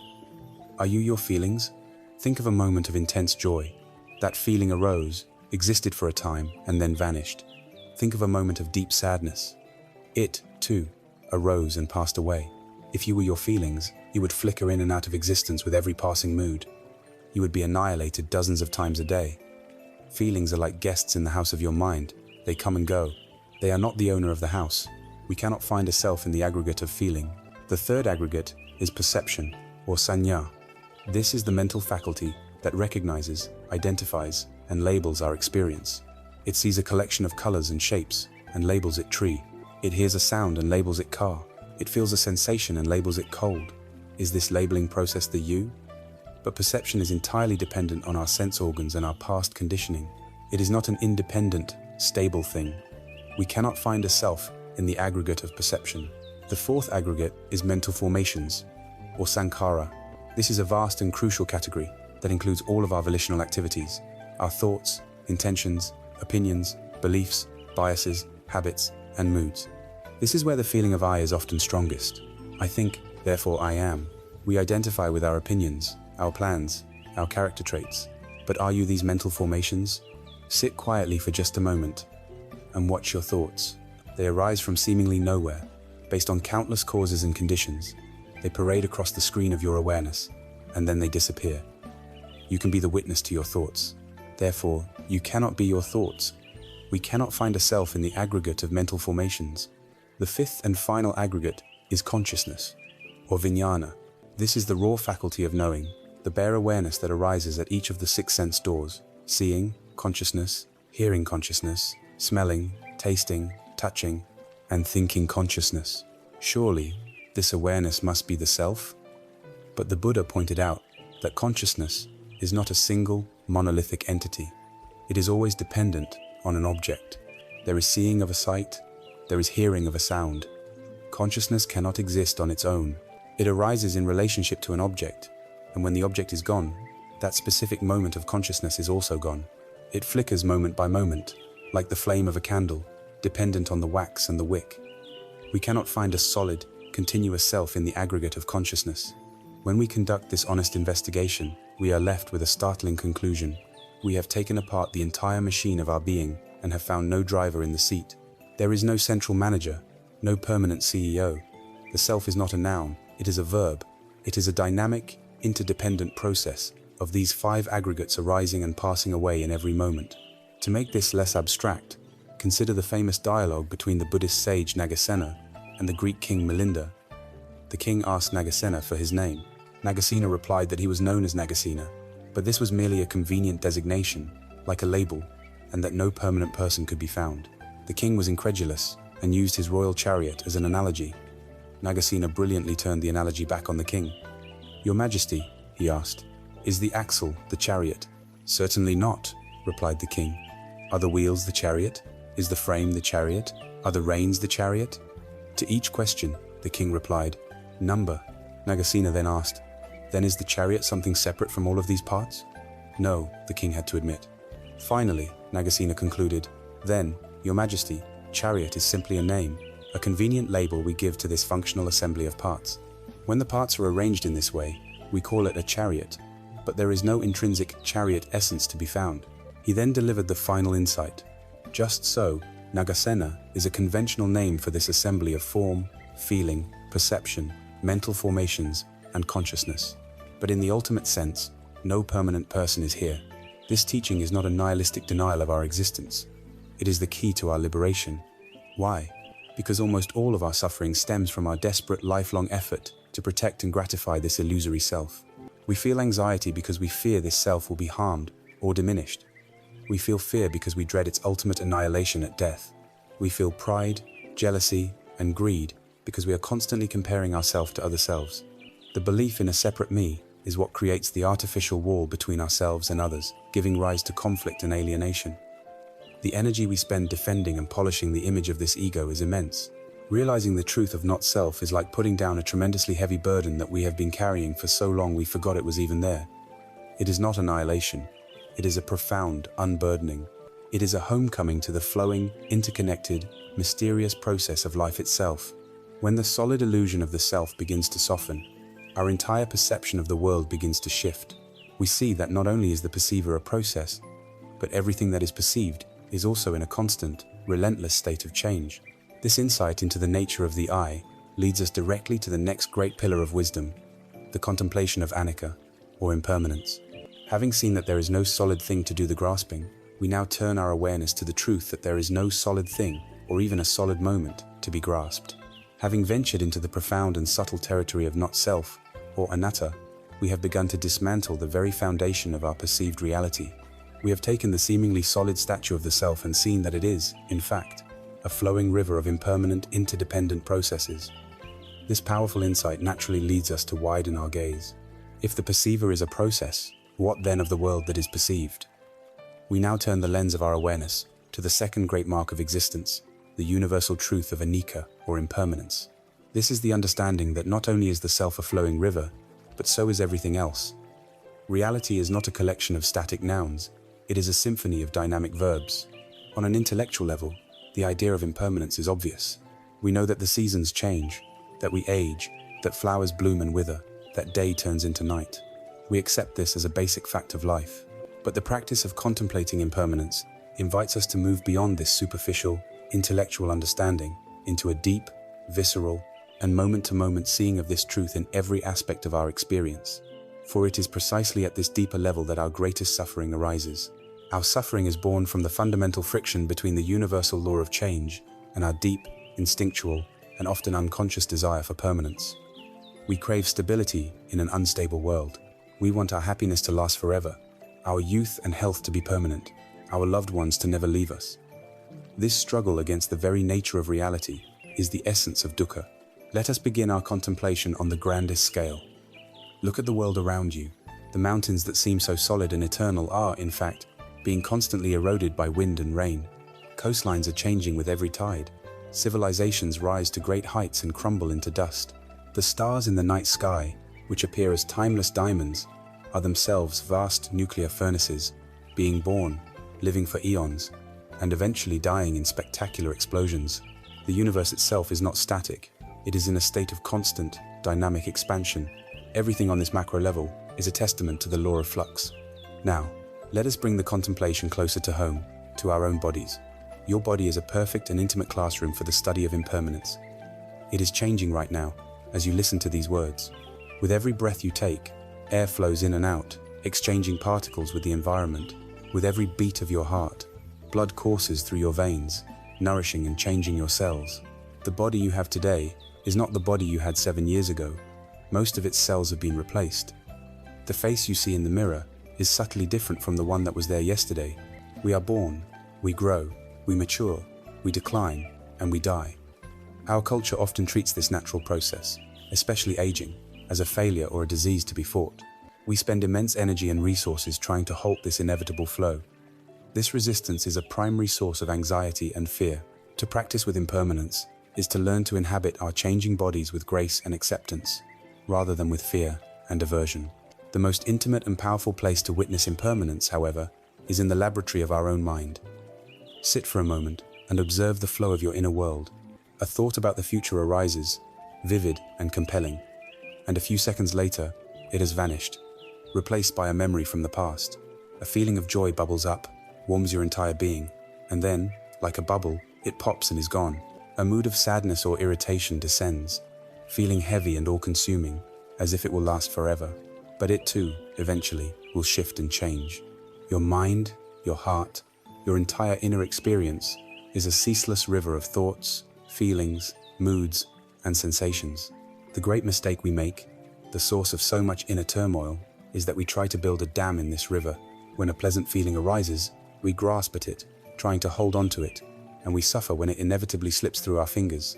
When an unpleasant feeling arises, we desperately try to push it away, to block its flow, and we suffer from the struggle and tension. The practice of wisdom is to learn to sit on the bank of this inner river and simply watch it flow, without clinging, without resisting. The ancient Greek philosopher Heraclitus captured this perfectly when he said, "No man ever steps in the same river twice, for it's not the same river, and he's not the same man." This beautiful image is a perfect metaphor for our existence. The water of the river is constantly flowing, new water replacing the old in every instant. You, the person stepping into it, are also different. New cells have been born in your body. New thoughts have passed through your mind. Your perspective has shifted, even in the fraction of a second between steps. Life is this river. To struggle against its flow is exhausting and futile. To be at peace is to learn to move with the current, to swim in its waters, to appreciate its constant, vibrant motion. At first, the teaching of impermanence can sound like bad news. It can evoke a sense of sadness, fear, or even nihilism. If nothing lasts, what's the point? But this is a misunderstanding. When we look deeper, we see that impermanence is not a curse. It is the most profound of blessings. It is the very thing that makes life possible. If things were not impermanent, a seed could never grow into a mighty tree. A child could never learn to walk or talk. A wound could never heal. A mistake could never be corrected, and forgiveness would be impossible. All growth, all transformation, all learning, and all healing depend utterly on the law of change. Furthermore, the impermanence of our inner states is the very promise of our liberation. The fact that pain, grief, and anxiety are impermanent is wonderful news. It means that the difficult state you may be in right now is not a life sentence. It is a temporary weather pattern that will, by its very nature, pass. And perhaps most beautifully, a deep, visceral understanding of impermanence makes this present moment infinitely precious. When you know, in your bones, that this very moment, this breath, this sound, this taste, this interaction will never come again in exactly the same way, you begin to pay attention. You stop taking your life for granted. The taste of your morning coffee becomes a small miracle. The sound of a loved one's laughter becomes a priceless treasure. The simple feeling of the sun on your skin becomes a sacred gift. Understanding impermanence is the secret to waking up and living with a heart full of gratitude. The goal, then, is not to passively resign ourselves to change, nor to fight it. The goal is to learn to dance with it. A skilled dancer does not try to control the music or force it to their will. They listen deeply to its rhythm, its tempo, its melody, and they move in graceful harmony with it. The rhythm of life is change. To dance with impermanence is to cultivate flexibility, adaptability, and resilience.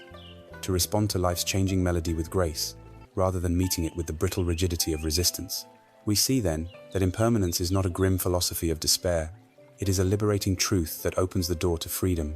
By letting go of our struggle against the natural flow of life, we are released from the primary cause of our suffering. We learn that true security is not found in clinging to things that change, but in our ability to gracefully adapt to that change. And as we merge the insight that the self is a flowing process, with the insight that the world is a flowing process, one final, magnificent realization begins to dawn. We see that these are not two separate rivers. They are one and the same. The process of me and the process of the world are deeply, fundamentally, and inextricably interwoven. This leads us to the culminating wisdom of the path, the vision of reality as a single, seamless, and breathtakingly interconnected web. We have journeyed deep into the heart of our own experience. Using the sharp tools of mindfulness and concentration, we first turn this lens inward and witness the illusion of the solid, separate self, realizing that what we call me is actually a flowing, selfless process, a river of anatta. Then, we turn the lens outward and saw that the entire world is also not a collection of static objects, but a dynamic, ever-changing dance, a universe of anicca. Now, we arrive at the culminating insight of the path, the great synthesis where these two profound truths merge into one. What happens when we see that the river of self and the river of the world are not separate streams, but are fundamentally and inextricably interwoven? We awaken to the breathtaking reality of interconnectedness. This is the teaching of Paticca Samuppada, or dependent origination.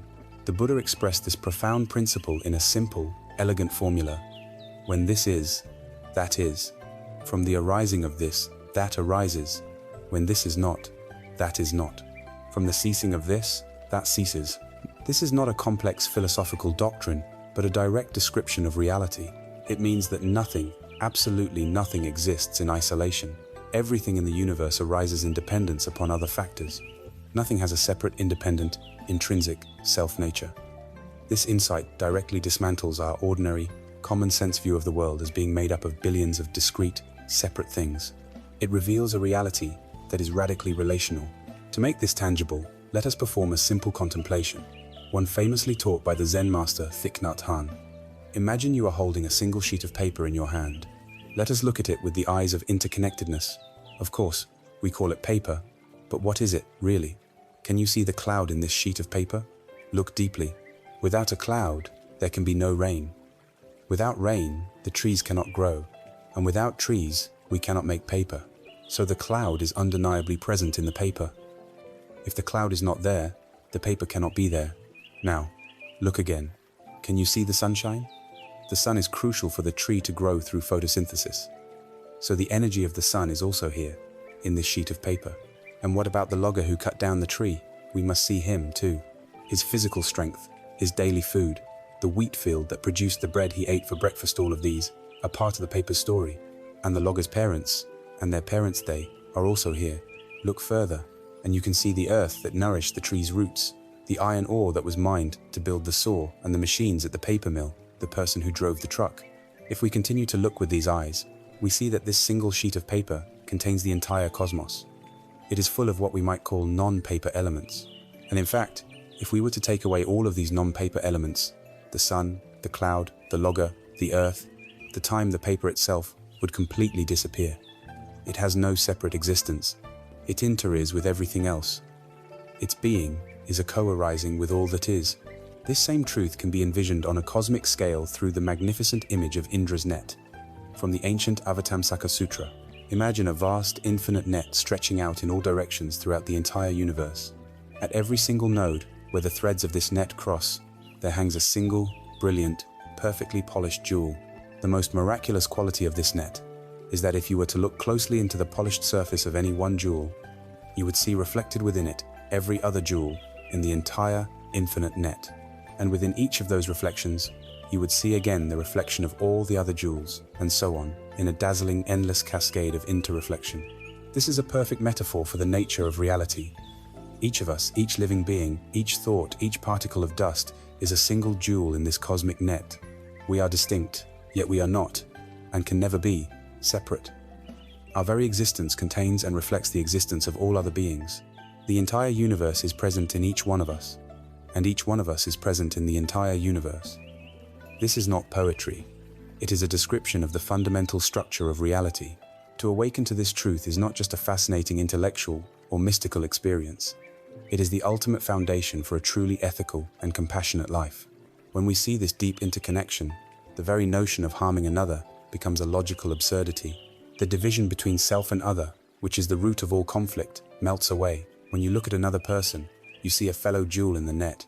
To harm them, to speak to them with cruelty, to exploit them is to tarnish the reflection of them that exists within your own being. It is to damage the very fabric of reality, of which you are an inseparable part. Harming another is, quite literally, harming yourself. Conversely, any act of kindness, compassion, or generosity ripples out through the entire net. When you help another being, you are polishing every jewel simultaneously. Your personal peace and happiness are not a private affair. They contribute directly to the peace and happiness of the world. In this understanding, the artificial conflict between self-interest and the interest of others dissolves completely. They are revealed to be one and the same. My well-being is dependent on your well-being, and your well-being is dependent on mine. This is why compassion is not a sentimental emotion, but a wise and pragmatic response to the way things are. This ancient wisdom has never been more relevant than it is today. Our current global crises are a painful and vivid lesson in interbeing. The ecological crisis demonstrates that we are not separate from our environment. The pollution we create in one continent creates superstorms and droughts in another. The global economy shows us how the lifestyle choices we make in one country are directly linked to the poverty or prosperity of people on the other side of the planet. We are learning, the hard way, that the threads of Indra's net are real, and that our actions have consequences that reverberate through the whole system. This realization calls us to a profound sense of global responsibility, not born of guilt, but born of a clear seeing of our true nature as interconnected beings. We have now traveled through the three great marks of existence, the core of the Buddha's wisdom. We began by seeing that the self is an illusion, a selfless process of anatta. We expanded our view to see that the entire world is an impermanent, ever-changing flow of anicca. And now, we have unified these two truths to realize that all of these selfless, flowing processes are part of one single, interdependent, interconnected reality, a reality of Paticcasamuppada. There is no solid in here separate from a solid out there. It is all one magnificent, seamless, unfolding whole. Having reached this summit of wisdom, having seen the world through these clear eyes, a practical question arises: how do we live this truth? How do we walk in the world, knowing what we now know? The final stages of our journey are about integration, about bringing this profound understanding down from the mountain peak of insight and into the valley of our everyday lives, learning to find peace, not by escaping the storm, but by being the calm, knowing center within it. We have journeyed to the highest peaks of wisdom, gazing out upon the vast, interconnected landscape of reality. We have seen that the self is a selfless process of anatta, that the world is an ever-changing flow of anicca, and that all things, ourselves included, are woven together in the single, seamless fabric of interbeing. It is a breathtaking view, but the purpose of this journey is not to remain on the isolated mountaintop of abstract understanding. The true challenge, and the true fruit of the path, is to bring this expansive vision back down into the messy, complicated, and often chaotic valley of our everyday lives. How do we embody this peace? Not in the silence of a monastery, but in the noise of a traffic jam. How do we live this wisdom not just on a meditation retreat, but in the middle of a stressful workday or a difficult family dinner? This is the practice of finding peace in the midst of the storm. A common misconception is that a spiritual life is something separate from our ordinary life. We imagine that to find peace, we must retreat. We must create a special, quiet space, light some incense, play some calming music, and shut the world out. We divide our lives into practice time and real life, and often feel that real life is an obstacle to our practice. But this very division is a form of duality, a product of the mind that the path seeks to dissolve. The ultimate aim is not to escape the world, but to become free within the world. The goal is to see that our life, exactly as it is not an obstacle to our practice. It is the very field of our practice.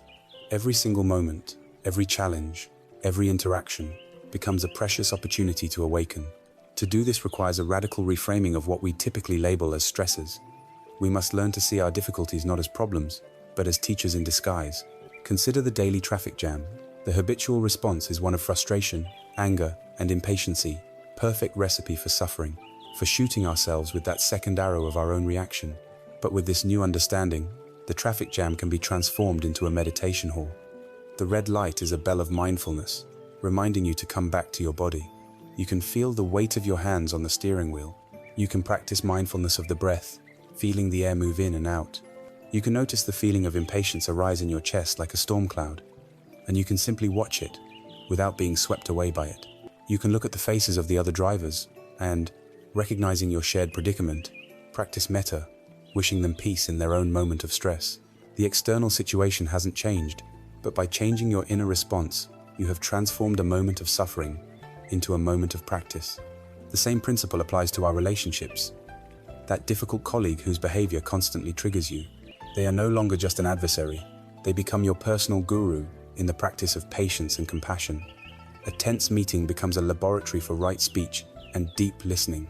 A critical comment from a family member becomes a powerful opportunity to observe your own ego's defensive reaction, to see the illusion of the solid self in action as it rises up to say, "Defend me." The incessant demands of raising children are no longer interruptions from your practice. They are your practice of generosity, flexibility, and unconditional love. The key is this fundamental shift in attitude. From "this is getting in the way of my peace" to "this is the very material from which peace is built." There is a beautiful old story about a king who sponsored a contest for artists to paint a picture that best depicted peace. Artists from all over the land submitted their work. Many paintings were of serene and tranquil scenes: a glassy, still lake reflecting snow-capped mountains, a quiet meadow bathed in the soft light of dusk, a gentle, babbling brook winding through a peaceful forest. The king looked at them all, but passed them by. The painting he finally chose shocked everyone. It depicted a ferocious thundering waterfall crashing down a rugged cliffside. The sky above was dark and stormy, with lightning streaking across it. It was a scene of immense, chaotic, and violent power. The judges were bewildered. "How can this possibly be the image of peace?" they asked. The king beckoned them closer and pointed to a tiny detail they had overlooked. There, tucked into a small cleft of rock, right beside the furious torrent of water, was a small bush. And in that bush, a mother bird was sitting calmly on her nest, sheltering her young, completely serene and unaffairing. "That," the king declared, "is the image of true peace." This story reveals the profound secret of our practice. Peace is not the absence of noise, chaos, or difficulty. True, unshakable peace is not found by creating a perfect, silent, external environment. It is an inner capacity. It is the ability to find and nurture a place of stillness, clarity, and love within ourselves. Right in the very heart of the storm, it is learning to be the mother bird on her nest, calm and centered, while the waterfalls of life roar all around us. This is not a fairy tale. It is a practical reality for people living busy, modern lives. It is the busy professional who, before walking into a tense negotiation, pauses in the hallway to take 3 conscious, grounding breaths. It is the young parent who uses the repetitive, mundane task of washing dishes as their core mindfulness practice, feeling the warmth of the water and the slickness of the soap, coming back to the present moment again and again. It is the student facing the anxiety of an exam who learns to watch their fearful thoughts come and go without believing they are the absolute truth. The world becomes our monastery. Our daily life becomes our liturgy. Our challenges become our koans, the spiritual riddles we must solve not with our intellect, but with our presence and our heart. You do not need to change your life to begin. You have everything you need right now. The laboratory for your awakening is your own life, exactly as it is, in this very moment. By learning to meet each experience, pleasant or unpleasant, with the tools of mindful awareness and compassionate wisdom, we cease our futile war with reality. We learn to be the calm, knowing center of our own ever-turning world. We have now integrated the path into the fabric of daily life. The final step of our journey is to unify all of these understandings into one conclusive insight, to recognize the ultimate, unchanging nature of our own awareness, the vast, open sky that is our true home, a sky that remains pristine and untouched by the ever-passing weather of our lives. We have journeyed far. We have walked the great eightfold path, from the first step of understanding our own dissatisfaction to the profound insights into the nature of reality. We have learned to bring our practice into the very heart of the storm of modern life, finding a place of calm and refuge even amidst the chaos. Now, we take the final step of this inner journey, a step that does not take us anywhere new, but reveals to us where we have been all along. We make the ultimate shift in identification, from seeing ourselves as the small bird weathering the storm, to realizing that we are, and always have been, the vast and open sky in which the storm takes place. This is perhaps the most powerful and liberating metaphor the path has to offer. Think for a moment about the relationship between the sky and the weather. The weather is ceaselessly changing. One day, the sky is filled with brilliant sunshine and a few wisps of white cloud. The next, it is covered by a thick, grey blanket, heavy with rain. There are days of violent thunderstorms, with flashes of lightning and roars of thunder. There are gentle fogs, fierce winds, and soft snowfalls. The weather is dynamic, unpredictable, energetic, and impermanent. Now, think about the sky. The sky is the vast, boundless, open space in which all of this weather occurs. The sun shines in the sky, the clouds form and drift in the sky, the storm rages in the sky, but the sky itself is never burnt by the sun, stained by the clouds, or broken by the thunder. A hurricane does not tear the sky. A blizzard does not freeze the sky. After the most violent storm has passed, the sky remains, just as it was before, untouched, unharmed, pristine, and fundamentally peaceful. Its nature is one of spacious, allowing presence. Our inner world is exactly like the weather. Our thoughts, emotions, memories, sensations, plans, and moods are a constant, ever-changing display. We experience sunny periods of joy and happiness. We endure dark storms of anger and grief. We navigate through foggy patches of confusion and doubt. We feel the sharp winds of anxiety and the gentle warmth of love. This inner weather is the content of our lives.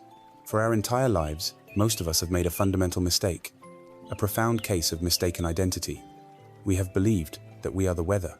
When a dark cloud of sadness drifts through our mind, we point to it and say, "I am sad." When a violent storm of anger erupts, we say, I am an angry person. When anxious thoughts swirl like a tornado, we believe, I am an anxious person. We completely identify with the temporary, passing phenomena of our own minds. And because we believe we are the weather, we are completely at its mercy. When the storm of anger rages, we are tossed and turned in its fury. When the fog of depression descends, we feel lost and suffocated within it. Our peace, our happiness, our very sense of self becomes as fickle and unpredictable as the weather itself. This is a painful and exhausting way to live. The entire journey we have undertaken has been a training to correct this case of mistaken identity. The practice of mindfulness is what first allows us to step back and observe the weather without being immediately swept away. Instead of, I am sad, we learn to recognize, the feeling of sadness is present. The cloud of sadness is passing through the sky of my mind. In that small shift of language is a universe of freedom. We are no longer the cloud. We are the one who is aware of the cloud. The practice of concentration allows the weather to settle, giving us a clearer view of the vast, open sky that is always present behind the clouds. And the wisdom teachings of not-self, impermanence, and interconnectedness reveal the very nature of the weather itself, that it is an impersonal, selfless, flowing process that arises from causes and conditions and is not personal to us. The practice, then, becomes a conscious and continuous choice to shift our identification. We learn to rest our sense of self, not in the passing content of our experience, but in the stable, unchanging context of awareness itself. We learn to identify with the sky, not the weather. We learn to abide as the vast, open, allowing space in which our entire life's weather unfolds. Consider another powerful image, a movie screen in a dark theater. Onto this screen, a film is projected. The film may contain scenes of horrific warfare, with fire, explosions, and great suffering. It may contain scenes of passionate romance and breathtaking beauty. It may show heartbreaking tragedies or hilarious comedies. The images are powerful and can evoke strong emotions in the audience. But let us ask a question about the screen itself. Is the screen burned by the explosions? Is it stained by the tears of the actors? Is it made joyful by the wedding scene? The screen's own nature remains untouched, unaffected, and unchanged, regardless of the drama that is projected upon it. The screen is the neutral, allowing background, the silent witness to the entire show. Our true nature, this pure, knowing awareness, is the screen. The entire story of our life, all, the triumphs and failures, the joys and sorrows, the beauty and the uglinesses, the movie being projected onto it. We have been so captivated by the movie that we have forgotten that we are not the drama. We are the screen. To realize this is to discover an unshakable peace, a peace that is not dependent on having a happy movie playing all the time. This does not mean we become emotionally numb or disconnected from life. In fact, the opposite is true. When we are no longer afraid of being destroyed by our own weather, we can experience it more fully, more courageously. We can allow the joy to be fully joyful, without the clinging fear that it will end.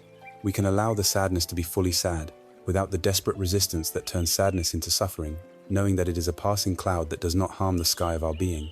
We can meet our entire range of human experience with a new kind of intimacy and fearlessness.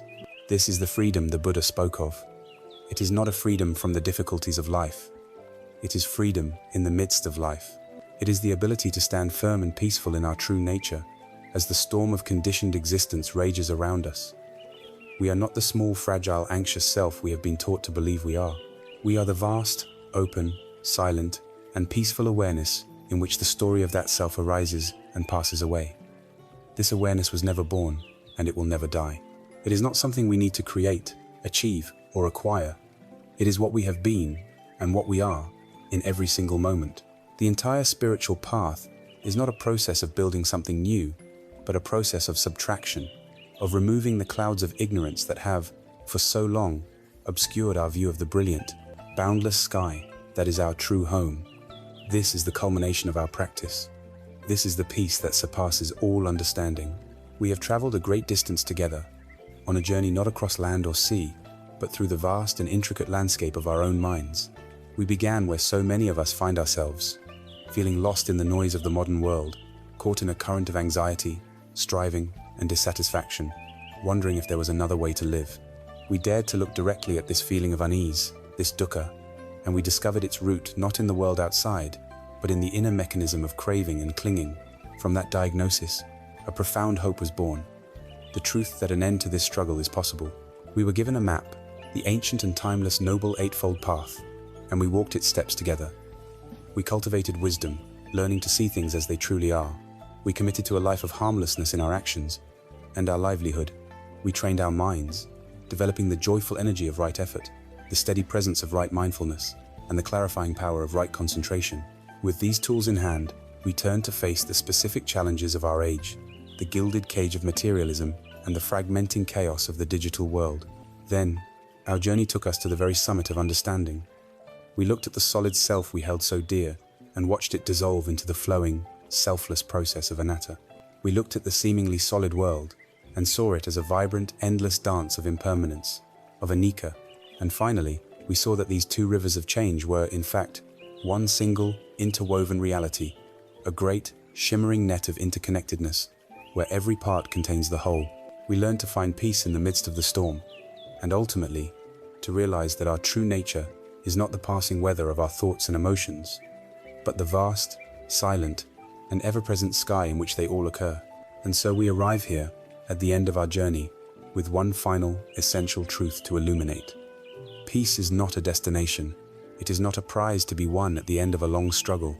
It is not something you will find in a different place, a different job, a different relationship, or even in a future, more enlightened version of yourself. All this time, we have not been traveling toward peace. We have been journeying through the layers of noise and delusion that have obscured the peace that has been our innate nature all along. It is the stillness beneath the movement, the silence beneath the noise. It is the fundamental ground of our being, which was present before our first thought and will be present after our last. The path, then, is not one of becoming someone new. It is a path of return. It is a gentle process of letting go of all that is not us, so that we may rest in what we have always been. The tools for this return are now in your hands. You do not need to retreat from your life to find this peace. Your life is the path. Every breath is an invitation to come home to the present moment. Every challenging interaction is an opportunity to cultivate compassion. Every moment of difficulty is a chance to practice wisdom. You are the architect of your own inner world. The journey ahead is not about achieving perfection, but about embracing your life with a new quality of attention, a new depth of kindness. The weather of the world and of your mind will continue to change. Storms will arise, clouds will gather, the sun will shine. But you can always remember the way home, to the unshakable peace of the sky within. Peace is not a place at which you arrive. It is the direction you choose to walk, with every conscious breath and every compassionate step from this moment forward.